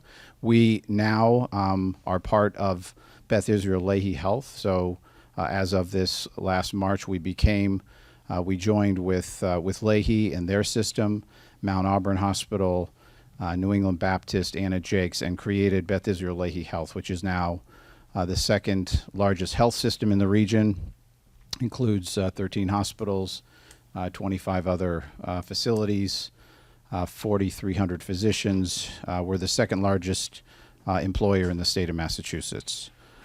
So as I've thought about this project, I'd like to think that BIDMC is one of the region's best medical providers, and Westwood is clearly one of the best towns in New England, and I think we have an opportunity to partner together here for mutual benefit. Now I'll turn it over. Thanks, Pete.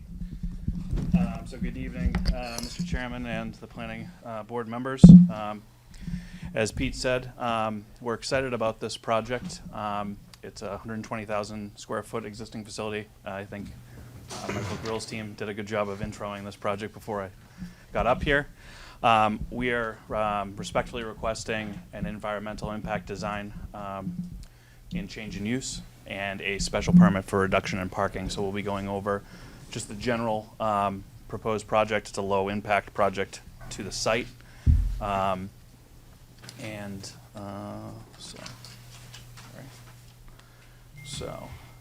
So location, I think everyone knows, as the presenter ahead of us, the location's right on Route 1, off of Route 1 near 95 and 128. It's a central location for us in our system.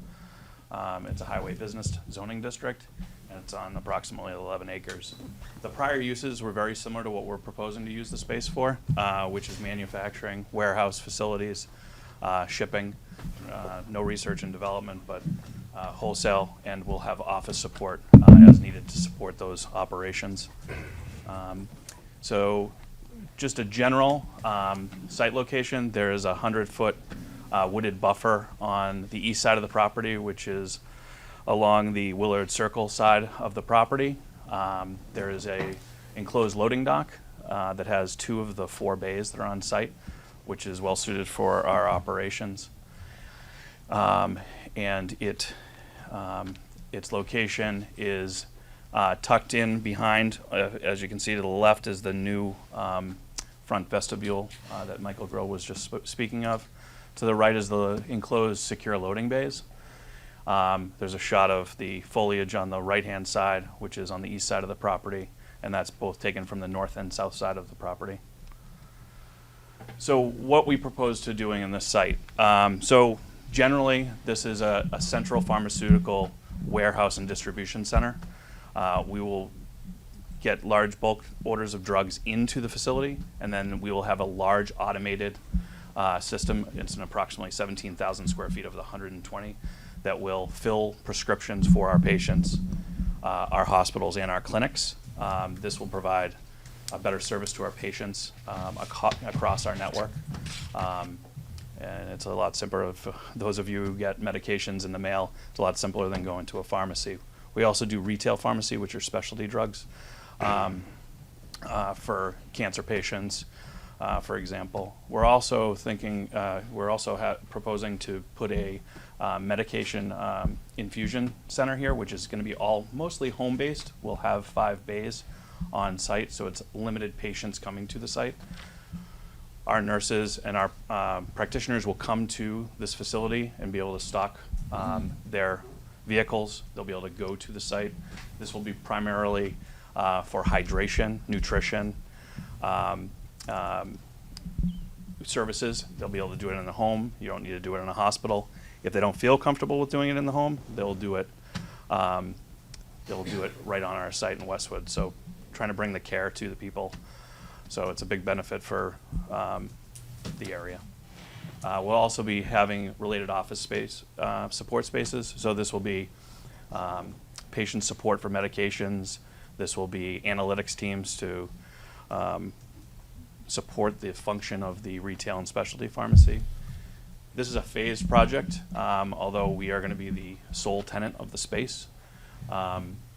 First phase is 61,000 square feet, and followed by phase 2 and 3. Phase 1 is the automation center and the distribution facility, followed by the home infusion part of the business. And then phase 3 is really splitting up, depending on need, the rest of the space for both operations.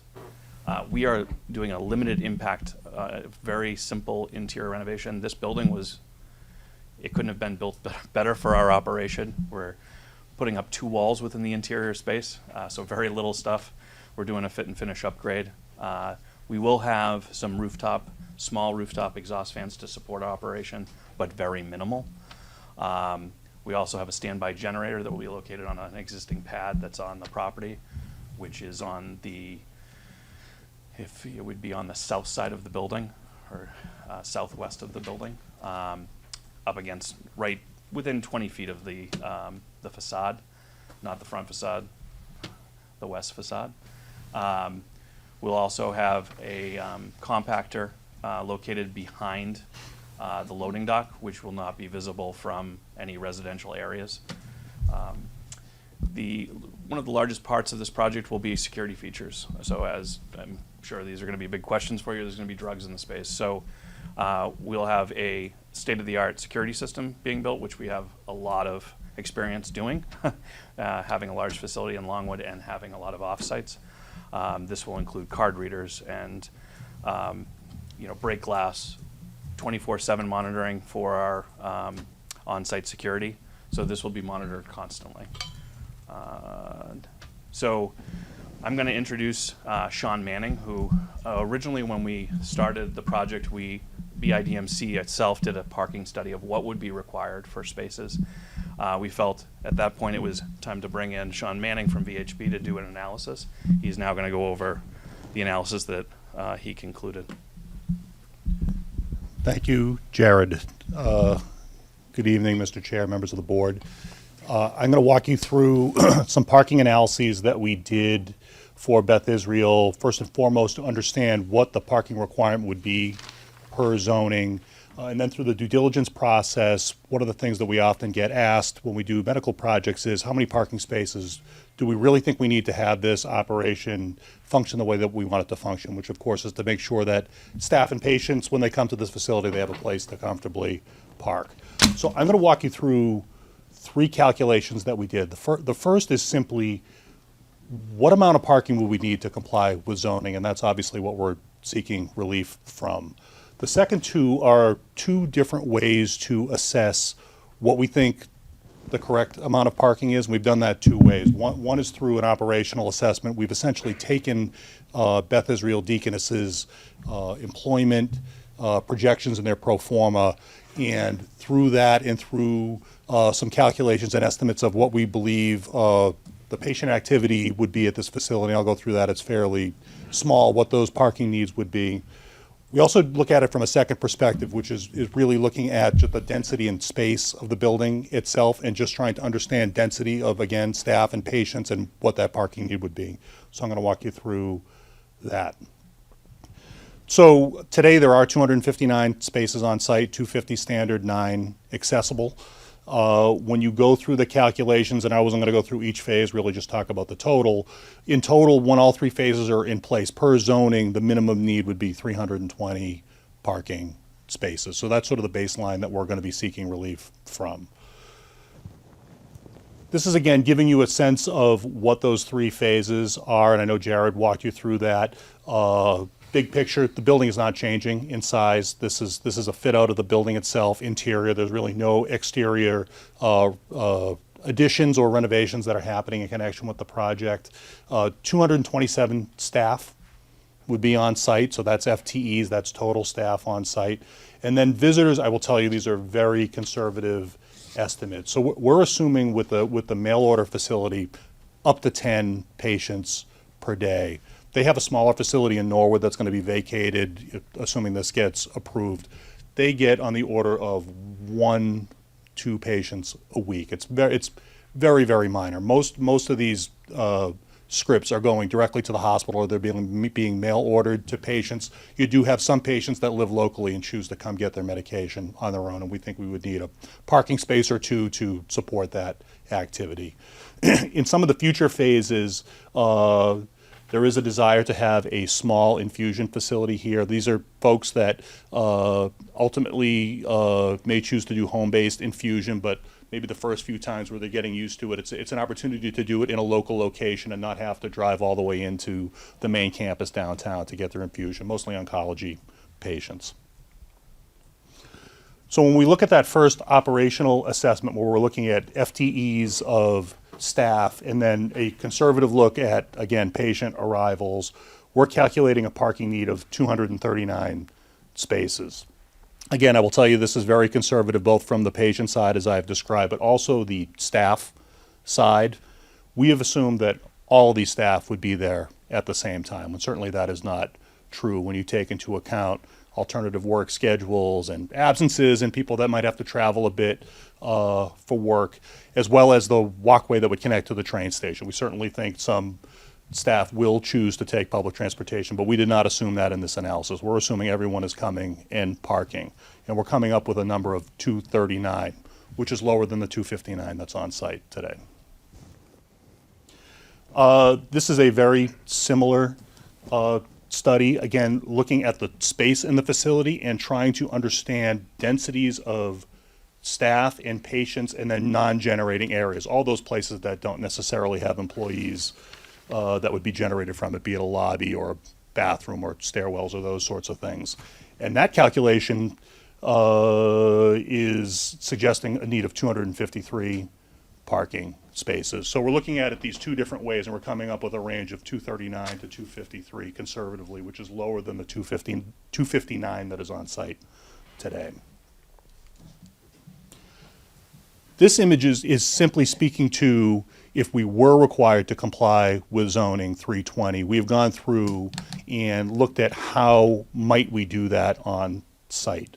And this plan is suggestive that if we did want to increase the parking, we could get upwards of 331 parking spaces on site, which would certainly comply with zoning. It would also comply with site plan review. This would increase impervious area hypothetically by 5 or 6%. Obviously, it's not what we want to do. We think it's in the interest of the town to not go in this direction, but we could do it if need be. This is really summarizing all those things that I just talked about. 259 spaces on site. We believe the need is comfortably lower than that. We're excited to have opportunities to get staff to come to this site by other means, having the Islington station nearby and having that opportunity for folks to take public transportation will be great. It'll drive that parking need down a little bit. BIDMC, I've worked with them for many years in Boston. They're really on the proactive front of supporting alternative modes of transportation and incentivizing people to do it, whether it's through T-passes or biking or walking. And I'm sure that's one of the things that they would be happy to present to the town and show them what they've done in Boston and what those successes have been over a long period of time. And then again, finally, we certainly could expand the parking on site. I don't think that's anyone's intention to do that, but we wanted to share that information with you. And I'm going to turn it back to Jared. Thanks, Sean. So in closing here, we request approval for special permit for the reduction of required parking. I think Sean painted the picture that every way we slice it, we don't need the additional parking at this point, and I think it's a benefit to the environment to not add for the decrease in 61 spaces. That's the relief requested tonight. As a whole, I think he touched on all of the items that are listed on the slide. It's very straightforward. This is permitted by bylaw, and the reduction will preserve the existing landscaping that is there now, and limit the impervious surfaces in the area. So the other request that we are requesting approval for is the EID for change in use in an existing commercial facility. So I think I painted the picture that we're not doing a lot of work. We're staying in the interior. There's not a lot of space. This space was kind of built for us in a way. It was used as a manufacturing distribution center prior to us finding the site. It has been vacant for some time. So in closing, we just wanted to go through some economic and community benefits as a whole. So this will expand services to our patients. That's number one, which I am sure that Westwood residents, some Westwood residents are patients of the BILH system. This is a full occupancy of an existing vacant space that is kind of dead at this point right now. We'll breathe new life into it. This is a lease. We are a nonprofit, but because it is a lease, it's 100% real estate taxes, and it's a long-term lease. Just so you guys understand, it's a 15-year lease with 2 5-year extensions. So this is a long-term deal for us. Plus, we'll support local food and local retail in the area. There's the path for the Islington area, and easily to get to any of the pizza shop that's there and a few of the other restaurants and local shops. And as Sean said, there's 227 people projected for this site. Half of those would be new employees, so there's an economic benefit there. These are wide varieties of different positions, including pharmacists, techs, some call center people, support staff, security personnel. So this is a pretty significant, you look at it on the low end, 100 people, that's pretty significant. So in closing, we feel that this is, hopefully after this presentation, you feel as excited about this project as we do. And thank you, and we'll take any questions or comments you may have. Thanks. So we'll open it up to board questions. So Deb, do you want to start off? So for the pharmacy, it's all medications? Yep, narcotics included. Narcotics included, okay. And in terms of the parking, my concern is that sidewalk. We don't have enough parking at the train station as it is. Yep. Or at some of the other facilities around there. How are you going to control who parks in there? That's a great question. With the 24/7 security, we will be able to monitor parking within the lot, so that people aren't. Are you suggesting that people now sneak into that lot to get across? Yeah, for the train, maybe. Yeah, for the train. Um, Yeah, the 24/7 security, we'll have to add that to their rounds as a part of that option. We don't have a plan in place as of right now, as we're early on, but that is a good question. Okay, and in terms of, what do you look at in terms of the impact on the fire and police department? So we will have security. I know that the pathway has the security monitoring from the Westwood Police. Is that still in play? We are negotiating with them. Yeah, so we'll have our own security system there. Mhm. We'll have 24/7 site security. Just so we've been operational with a similar facility that's smaller in Norwood, and we have had 0 incidents as far as break-ins or nothing. I don't think we've had even a false fire alarm in the space. Okay. So we're a good neighbor. And in terms of the infusion, that would be considered a clinic? It would be considered a clinic, and it would be licensed by the Department of Public Health because we would be seeing patients there. Because I don't believe it's zoned for that. The building commissioner would consider it office of a doctor? Or Licensed professional. in our zoning. That's the definition that we have, office of a doctor, not on premises. So then what's the use that you're looking for that? It's all permissible by the bylaws for that space, from everything that we've researched, for everything that we're planning on putting in there. And as far as your infusion, I did look at the one you have in Lexington. Yeah. Same drugs, or you? No, much different than Lexington. So this is going to be strictly for, and I have the vice president of and chief pharmacy officer here. So I'm a pharmacist, so I'll try to answer that for you. So this is going to be more of a home infusion-based business. So most of the medications that are given in that market are like antibiotics, IV hydration. Some patients that have Crohn's disease or rheumatoid arthritis get a drug called Remicade. It's a lifelong infusion. A lot of that is usually infused at home, but sometimes patients need to be infused either like in a physician practice model, which is what this is going to be more like, versus then, getting an infusion in our hospital-based clinics where we need to have a lot of supportive monitoring because some of those medications can't be infused in these settings. So we infuse those at the main medical center. These would be more infusions that could be done in like a physician office practice and really supporting then therapies that would be given at home. I know there's some new experimental type of drug addiction infusion type therapies. Is there any of? No. So we're not planning to do any type of addiction treatment I see. at this location at all. Okay. And as far as the Lexington one, is there a lot of EMS responses to the facility? So they're seeing different patient Yeah, base. I mean, that is more of a true clinic model. So that's a different level of acuity than what we would see in like a home infusion business. Typically in a home infusion business is not many, the volume and acuity of infusion at those sites is lesser because the response would be a 911 call, right? If something did happen. Now, is that out of the realm of possibility with medications? No, you can take an over-the-counter medication and have an adverse reaction, anaphylactic reaction. Usually, those type of medications are first infused at the hospital to make sure patients don't have reactions and then step them down to either infuse at like a physician-based type model or at home. But again, a lot of these medications that we're going to be planning for this potential home infusion business would be like antibiotics, IV hydration, nutrition bags that are kind of chronic therapies for folks or a way to bridge patients out of the hospital sooner. Dave? I don't have any questions.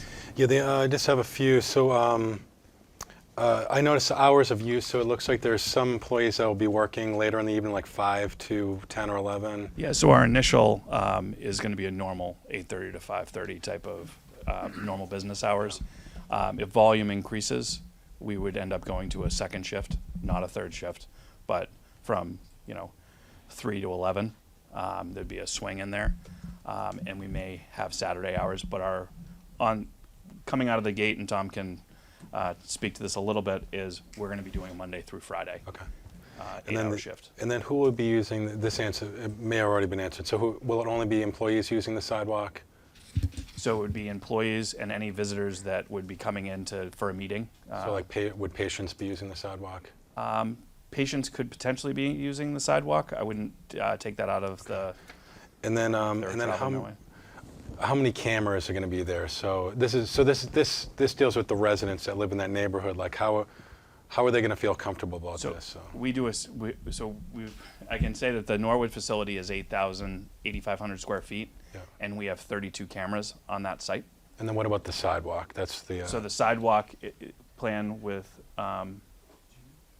I would have to defer to Michael Grill, the landlord. But as far as we have break glass sensors on any windows. Yeah. We have levels of security. We even go to the extreme where it's card access, code pad, or biometric scanning, which is thumb scanning or retinal. The other point too is since this will be a pharmacy, it's licensed by the state of Massachusetts, so we have to meet all of their security requirements, alarming.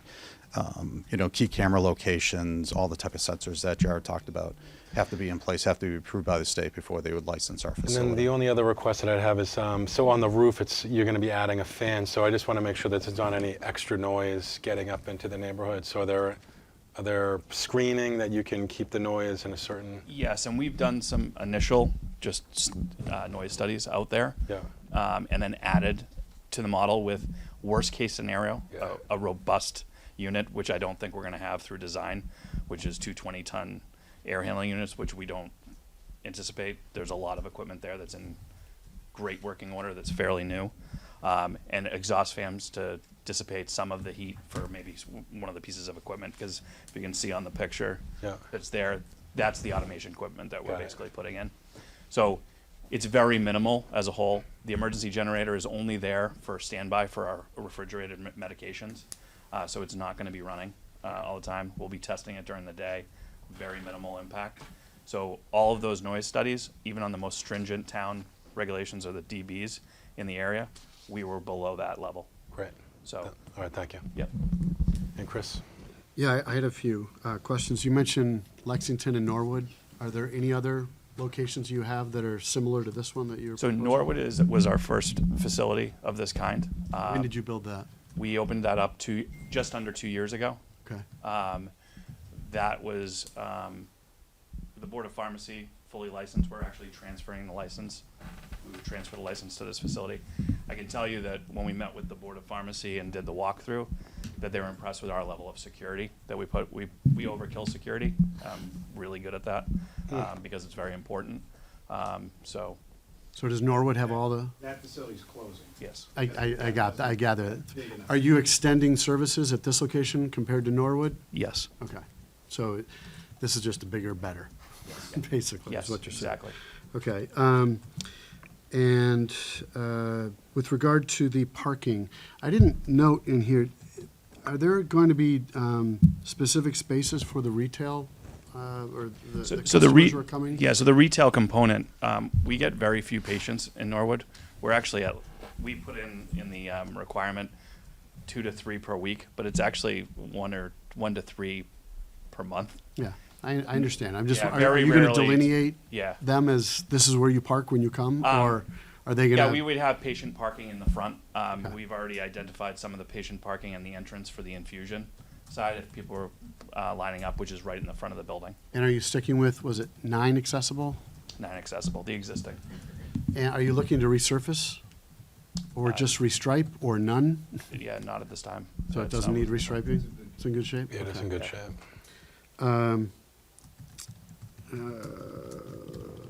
Let's see. Oh, the sidewalk that I know, speak to that. I believe we talked about this before, but please remind me, the lighting plan that we had for the side, was it bollard lighting? Can you speak to that, or Abby, can you? Right out this, while Michael's getting up, I think it Now was. that this is actually going to happen, There were. I'm pleased to hear it's going to happen. Thank you. I believe there are 12 light fixtures that are along the path, and I think there are 3. Sorry if I don't have the plan with me, but I've been going over this for a while.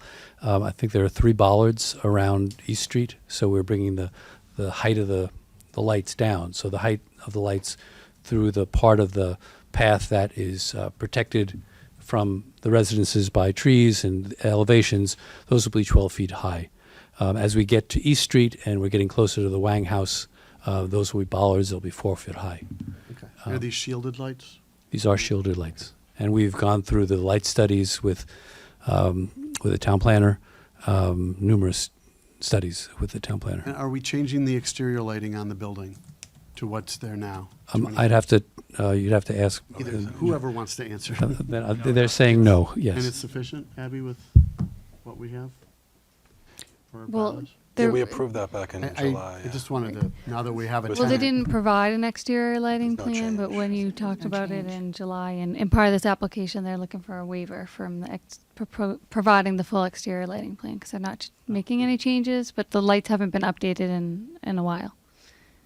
The lighting may not have been updated in a while, but the lighting is shielded from the residences because of the 100-foot buffer.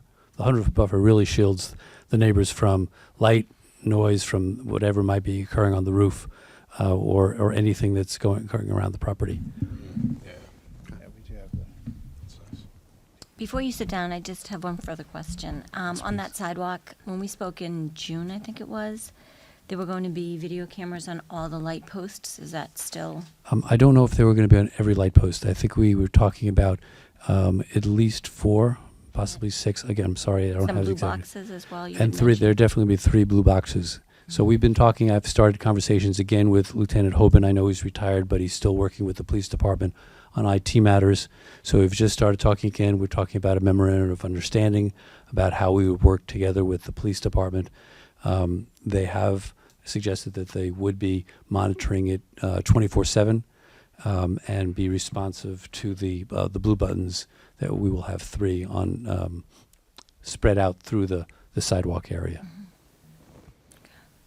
Great. And any comments from the public? You know where to go, Steve. Steve Olin, 52 Glandor Road.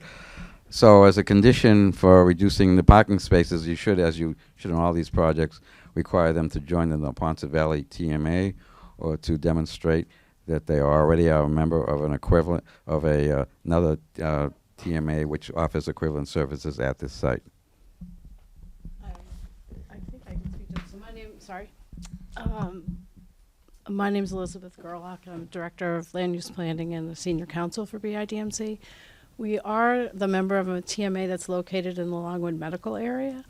And we do provide transit subsidies up for every employee up to $125 a month, up to 50% of their transit pass, up to $125 a month.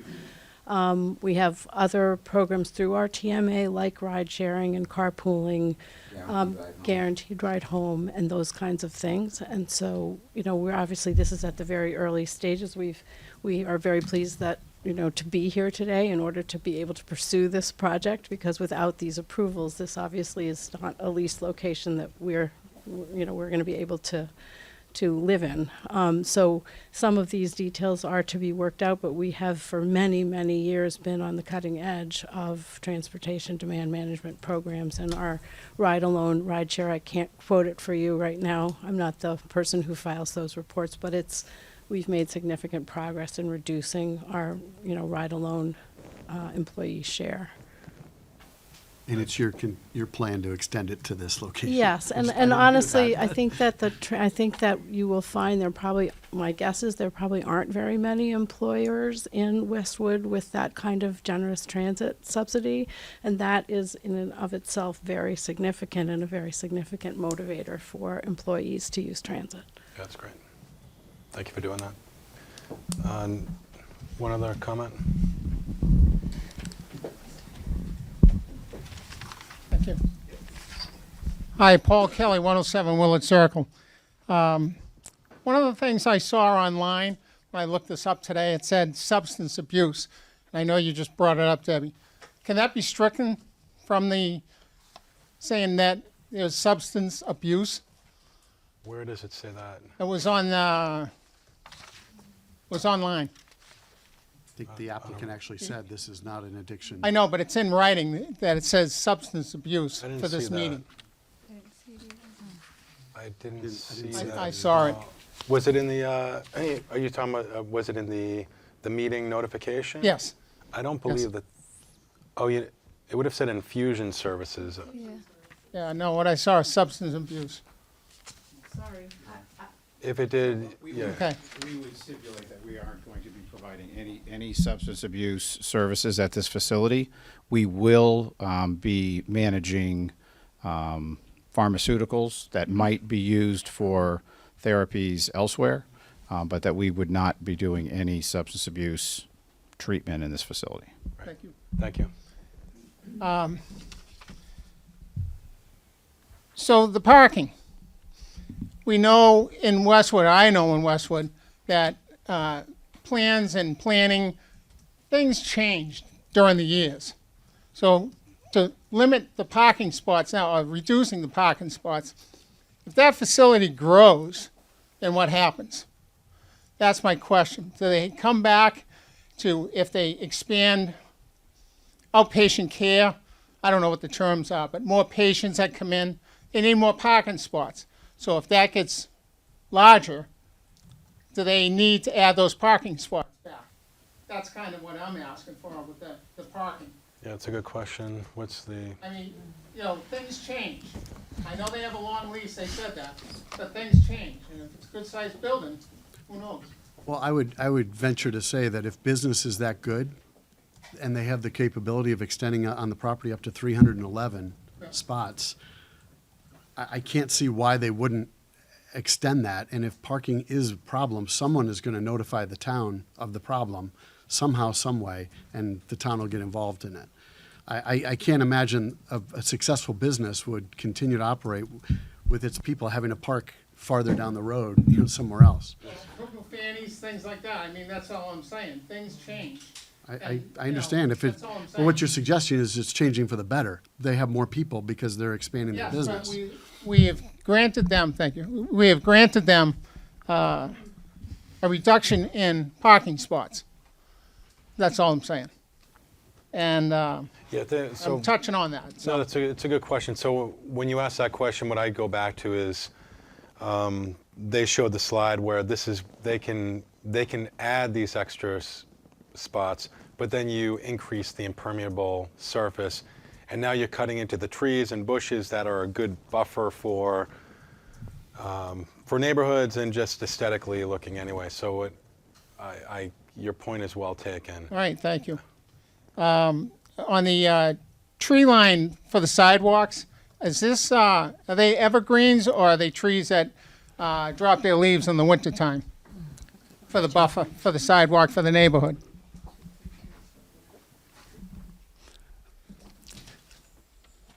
The path will be 5 feet wide.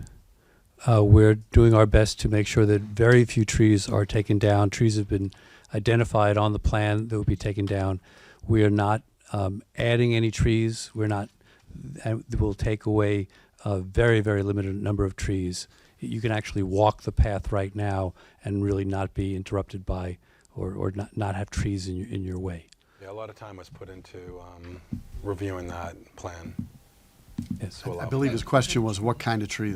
Can you speak to that? My guess is Sir. no. The trees that would need to be taken down would not be evergreens. These would be deciduous And I trees. think what he was talking about is the ones that are the buffer against the houses, the house side of the sidewalk. Are they deciduous or? I know it's. I'm looking at the plan now. I know we did review, and there was a plan submitted in 2018 that showed. Hold on. Okay, the trees that are shown on the plan that Phil just gave to me. Oh, yeah. There was an option Evergreen. that we negotiated with Mrs. Wang of 426 East Street and reached an agreement, a written recorded agreement. When we filed this plan, we had the ability to either put a fence of 6 feet in height or plant 20 arborvitaes. So because we were able to reach an agreement with Mrs. Wang and she agreed to build a 6-foot fence, we are not required to plant those arborvitae trees. Just at the end. That's at the end. That's at the end at East Street. So that was merely a alternative if in fact the 6-foot fence was not built by Mrs. Wang.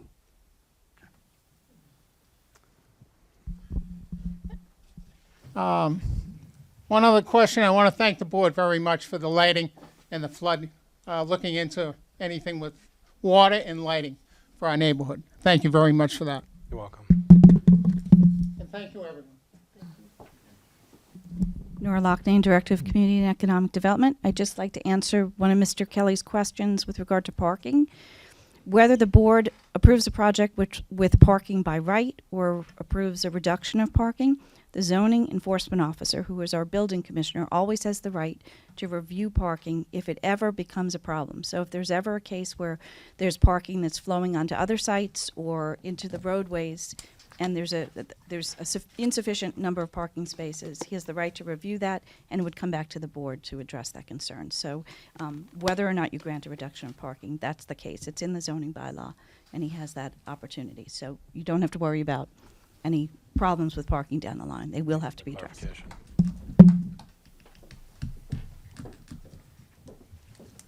Good evening. Good evening. J.R. McDonald, 29 Summer Street. I'm here in favor of the project. What I wanted to do is comment on the parking. I've been in the commercial real estate business for the past 25 years and do some work with some e-commerce providers. This is not only a great tenant, and I'm a recent patient and had a successful surgery in a BI hospital, but the reduction in parking goes completely opposite of the trend of what you would see in the e-commerce field at this point.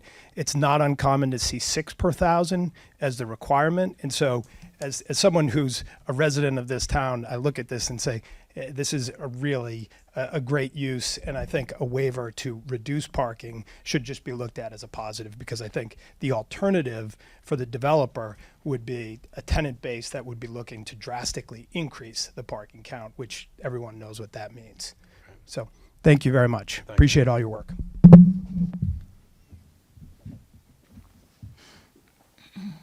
Hi, Fran Fusco, 20 Pine Lane. And I had a question as far as the monitoring of the facility. Who is incurring the cost with Westwood Police as far as, monitoring the pathway? And also the facility if they have to. would be on the IDMC. We met with the police department, Sergeant Sicard and Lieutenant Hoban, when he was on the force over a year ago. And the police department felt that this was something that they should be looking into, that they have the facilities currently, the infrastructure to monitor from the police department's station, that this is not something that really adds a burden to their existing facilities or their existing video monitoring. So it's just another supplemental video system that they're watching. It's not a something that's an extravagant cost or really any cost. The personnel are there monitoring other systems. So the police didn't say that this was something, police department didn't say that this was anything out of the ordinary. Great, thank you. Okay, any other comments from the board? Somebody want to make a motion? I will make, I move. Do you have a sheet of paper there? I had a draft one. Actually, there's a slightly revised one that was at your seat tonight, and it's also in your packet. Yes, it was.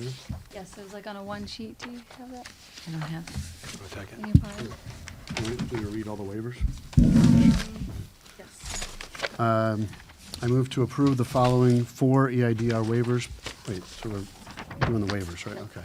The 4 EID waivers pursuant to section 7.3 of the zoning bylaw for the reasons presented in the applicant's waiver request submitted with the EIDR application and discussed during the hearing. The following submittals are not necessary for review of this application. Waivers included as submitted, section 7.3 of the zoning bylaw. Number 1, stormwater management report. The board finds in favor of this waiver request because no site work is proposed and an upgraded stormwater treatment system was approved in the property owner's June 2019 EIDR approval and modification earlier this evening. Number 2, waiver from providing the full traffic report. The board finds in favor of this waiver request because the applicant's trip generation analysis is sufficient to understand the proposed parking demands of the project. Number 3, exterior lighting plan. The board finds in favor of the request for waiver of an exterior lighting plan. The applicant is not proposing any exterior lighting changes. Number 4, waiver from the presentation model. The board finds in favor of this waiver request because this requirement is not necessary for the elevation of the new use and parking reduction request. Is that it? So I have to do Yes, the- that was. We already did the stormwater. Did we? Yes. Is that Okay. complete? And also Don't make the me read 2 it again. Okay. Yeah. Is that a sufficient motion? I will second. There was 2 waivers for the special permit, which was the same, the stormwater management report and the traffic report. We did the stormwater management already, Yep. didn't we? But they're also required in the special permit. So you want me to read that too? Or just make it clear that you're approving those 2 additional waivers also. There's 2 along with the additional special waivers for stormwater management report. The board finds in favor of this waiver request because no site work is proposed and an upgraded stormwater treatment system was approved in the property owner's June 2019 EIDR approval and modification earlier this evening. Number 2, waiver from providing full traffic report. Board finds in favor of this waiver request because the applicant's trip generation analysis is sufficient to understand the proposed parking demands of the project. I will second that motion. Actually, could you read that again? I'll read it backwards to make sure. So we have a motion and a second. All those in favor? Aye. Aye. Opposed? Abstained? So that passes. And I move that we approve the consolidated EIDR and special permit applications from BIDMC based on the following findings and conditions of approval. Oh, I thought it was going to be just. So we have the following findings. The board finds that staff and visitor parking can be accommodated within the existing parking and that therefore the proposed use does not warrant the minimum number of parking spaces otherwise required by the zoning bylaw. 2, the The board finds that the issuance of the special permit will reduce environmental impact and enhance the aesthetic quality of the site by not requiring additional impervious area. 3, the board finds no changes to the building area are proposed, and that therefore the total floor area of the building associated with the special permit is no greater than that which would be permitted absent this grant of a special permit. 4, the board reviewed the applicant's proposal that includes alternative locations to provide additional parking on site. The board finds that the additional parking required pursuant to section 6.1.2 of the bylaw could be provided on the property. Applicant has provided sketch plans showing where additional parking could be provided. If a change in use or in the intensity of character of use ever requires an increase in parking, but the additional spaces would require additional impervious area. 5, the board finds that the issuance of a special permit that minimizes the impervious surface is beneficial to the environment and favorable to the character of the site and surrounding neighborhood or abutting uses, and is therefore not detrimental to the town and is consistent with the intent of the bylaw. Conditions. Any future changes to exterior lighting will require an administrative EIDR submission to the town planner to demonstrate compliance with current light standards of section 6.4 of the zoning bylaw. 2, all exterior lights other than security lights and walkway lights shall be turned off an hour after the close of business. 3, the trash and recycling facilities shall be screened with solidly constructed material such as wood or vinyl fencing. Chain link is prohibited. I think they might want to discuss Yeah, that, so we didn't could- really talk about that yet. Okay. Why don't and then we'll amend this if we need to. Okay. Any future request to expand the parking shall return to the planning board for a modification. So those were the draft conditions.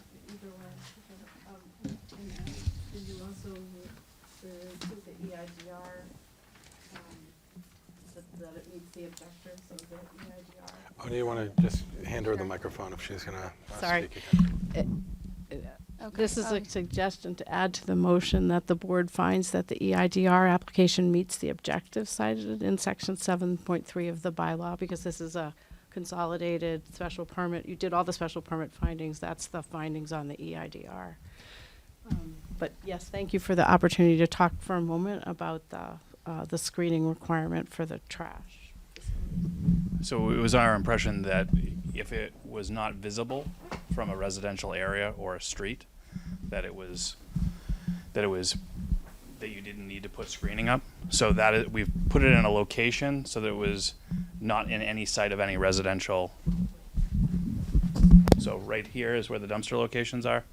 So all of the houses are located in this area, so they're not visible to this location. We've tried to put it in the most tucked away corner that we could, to make sure that. How does our bylaw read on that, Abby? We usually do require screening because you can see it from other properties. So usually you do impose a condition of screening. Even industrial areas like here. Yeah, if I remember correctly, the tumble bus lot, I forget who's, they've had interest in being residential, couple stories, and they would be able to see right along the train tracks, possibly right into that. Oh, okay. It's not currently built, but they could be a residence. Yeah, we were just reading the bylaws and how it reads, 6.3.5 or 6.3.5.1. Any off-street parking area, sorry. The following uses of land shall be screened if visible, normal eye level from any point on an abutting lot in a residential district as set forth. So, refuse, disposal, dumpster areas, outdoor storage. So I just didn't know. We were trying to get away from it, but I mean, if it's required, we will.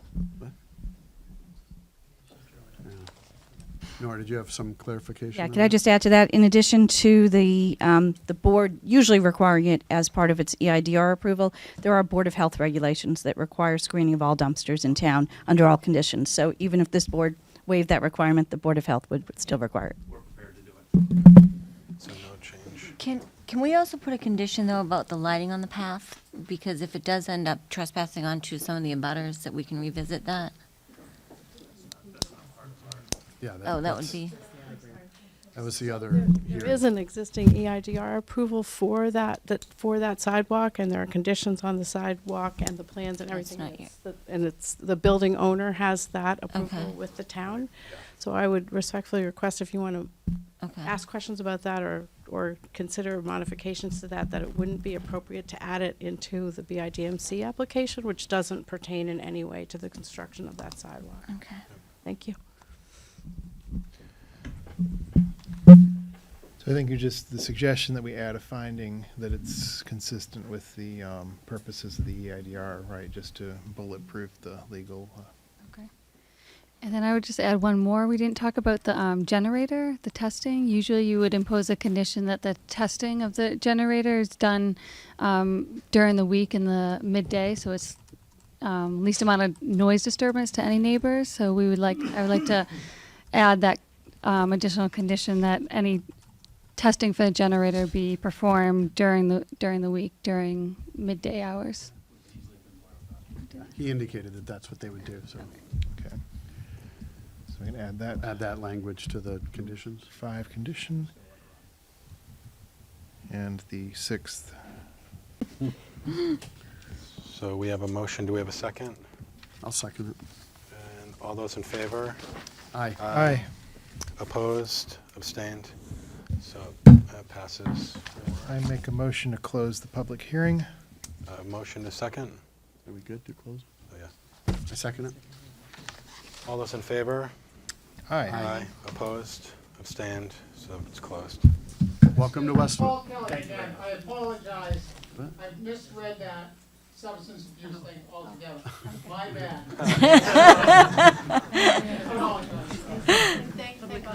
Thank you. You and Harry. Dave, Dave, Dave, yeah.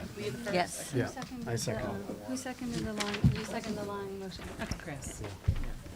And so we're going to start going through other business. Given the time for other business, I was considering we could look at the 600 Clapper Tree.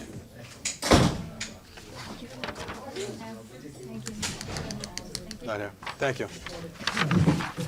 It's a release of transfer of funds for 600 Clapper Tree Street. I'm looking and I don't see the attorney here, so that's not ready. Okay. And then the other business that I was going to, is it okay to go out of order with these? Okay.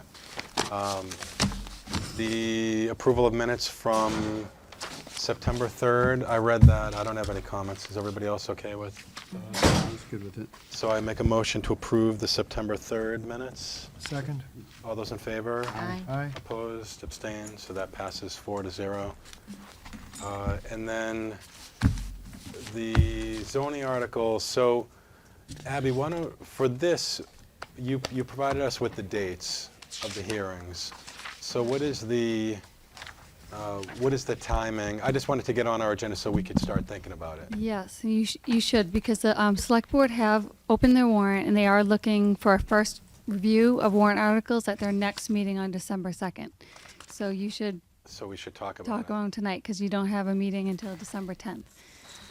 So I was just going to bring up some of the ones that we had discussed before. So the exclusive language for bylaws is a consideration. Short-term rental restriction type of language for the bylaws. Just something to discuss, adding alternative energy or other types of discussions to different types of applications. And is there anything else that Yeah, others? there was Morrison Field in School Street. So what was that? Did you get it removed from the FMUOD? Okay, so Removing Morrison. So Morrison Field is part of the FMUOD, so that would be a rezone potential.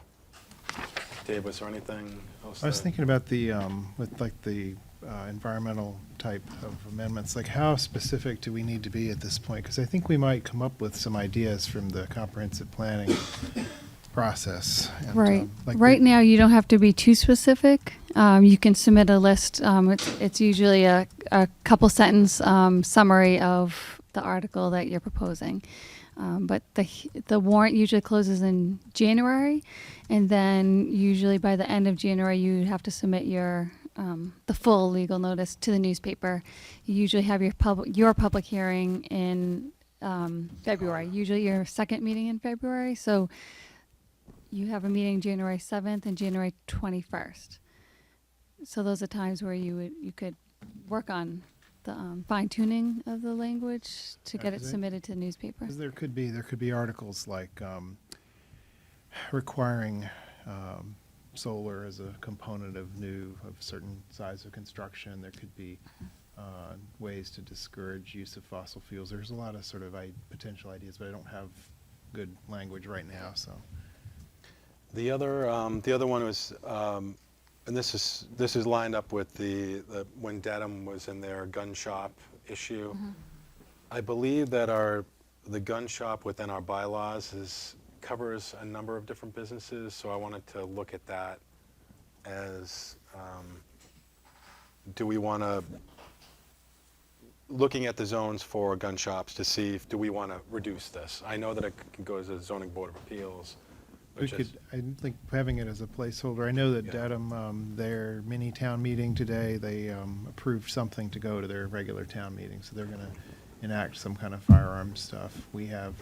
It is defined in our bylaws, but we might want to tighten it up or something, or look at it. It opens up a interesting discussion. But So it's just to restate, Morrison Field, how it potentially looking into rezoning that out of the FMUOD, exclusive language for bylaws. So is that clear for that, Abby? Some towns have exclusionary. Yes. So far, it sounds like these are similar to what you They're had similar, submitted exactly. for the fall warrant. And was there another one? Was there a fifth one that Brian maybe mentioned? Did we that's want not to on talk there? about the drug rehabilitation, or? Yeah, that's the one I think we have to pay Yeah. most attention to. yeah, medical In my uses and substance abuse. We've kicked it down the road. Now we have to address it.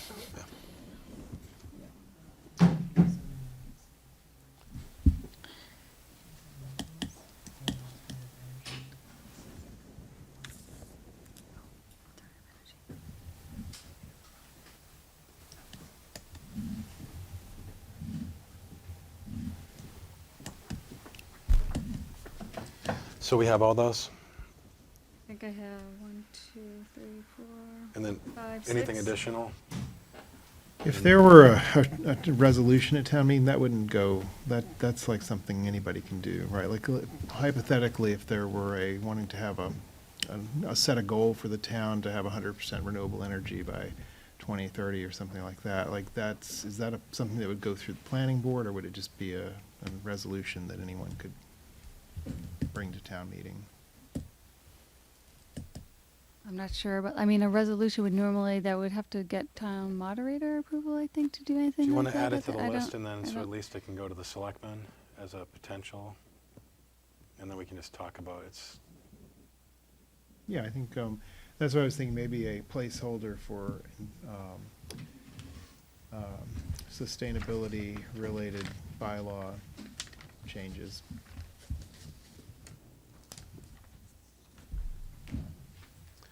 So I think anything else from you, Chris? So then the review of February and March meeting dates. Hold on, so we have 7 articles. So the 7, I'll submit these to the Board of Selectmen after tonight for their December 2nd meeting. Great, thanks. So the next item is. For February, I was thinking, I was looking at February 2nd and February 25th. So February 2nd is a Sunday. Sorry. On a Sunday? February 11th. 'Cause I don't. February 11th. The 11th and the 25th? Yes, 11th and 25th. I don't think you can schedule around me, but I'm likely gone the 18th and the 25th, those 2 weeks.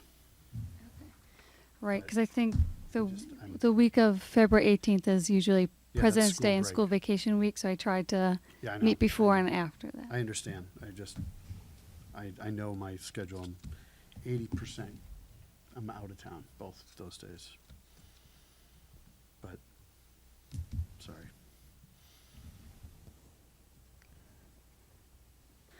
And then March, I was looking at March 17th, which I know is St. Patrick's Day, but you have the FinCom's first public hearing is the first Tuesday, and then their second set of hearings is the second Tuesday. Can you state those dates? February 11th.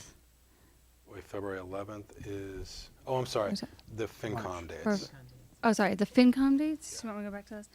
FinCom is Did you say the first? March 2nd and March 3rd. They schedule them both nights in case they don't finish. Yeah, in case they don't finish on the 2nd, they continue into the 3rd. So I usually try to avoid meeting those nights. And then their second set of hearings is Monday, March 23rd, and continue to March 24th if needed.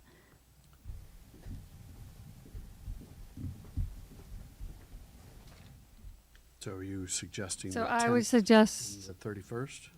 I would just suggest March 17th for you. Sorry, what did I say? Just March Kinda 17th? in the middle. One's enough. Okay. That's good, because the 31st. That works for me. So the 11th, the 25th, and then March 17th. And March 17th is here? Yes. So far, they're all here, except for your January 7th meeting is at the library.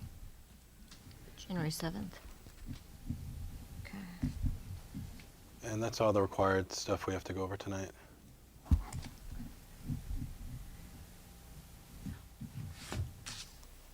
have the signature page for special permit. Sure.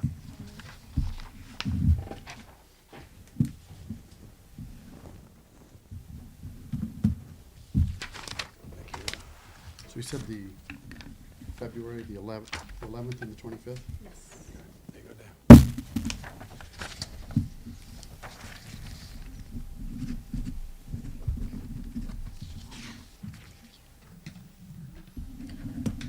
Did I make a motion to close the meeting? Second. All those in favor? Aye. Aye. Opposed? Abstained? Now I get to go home and do more work.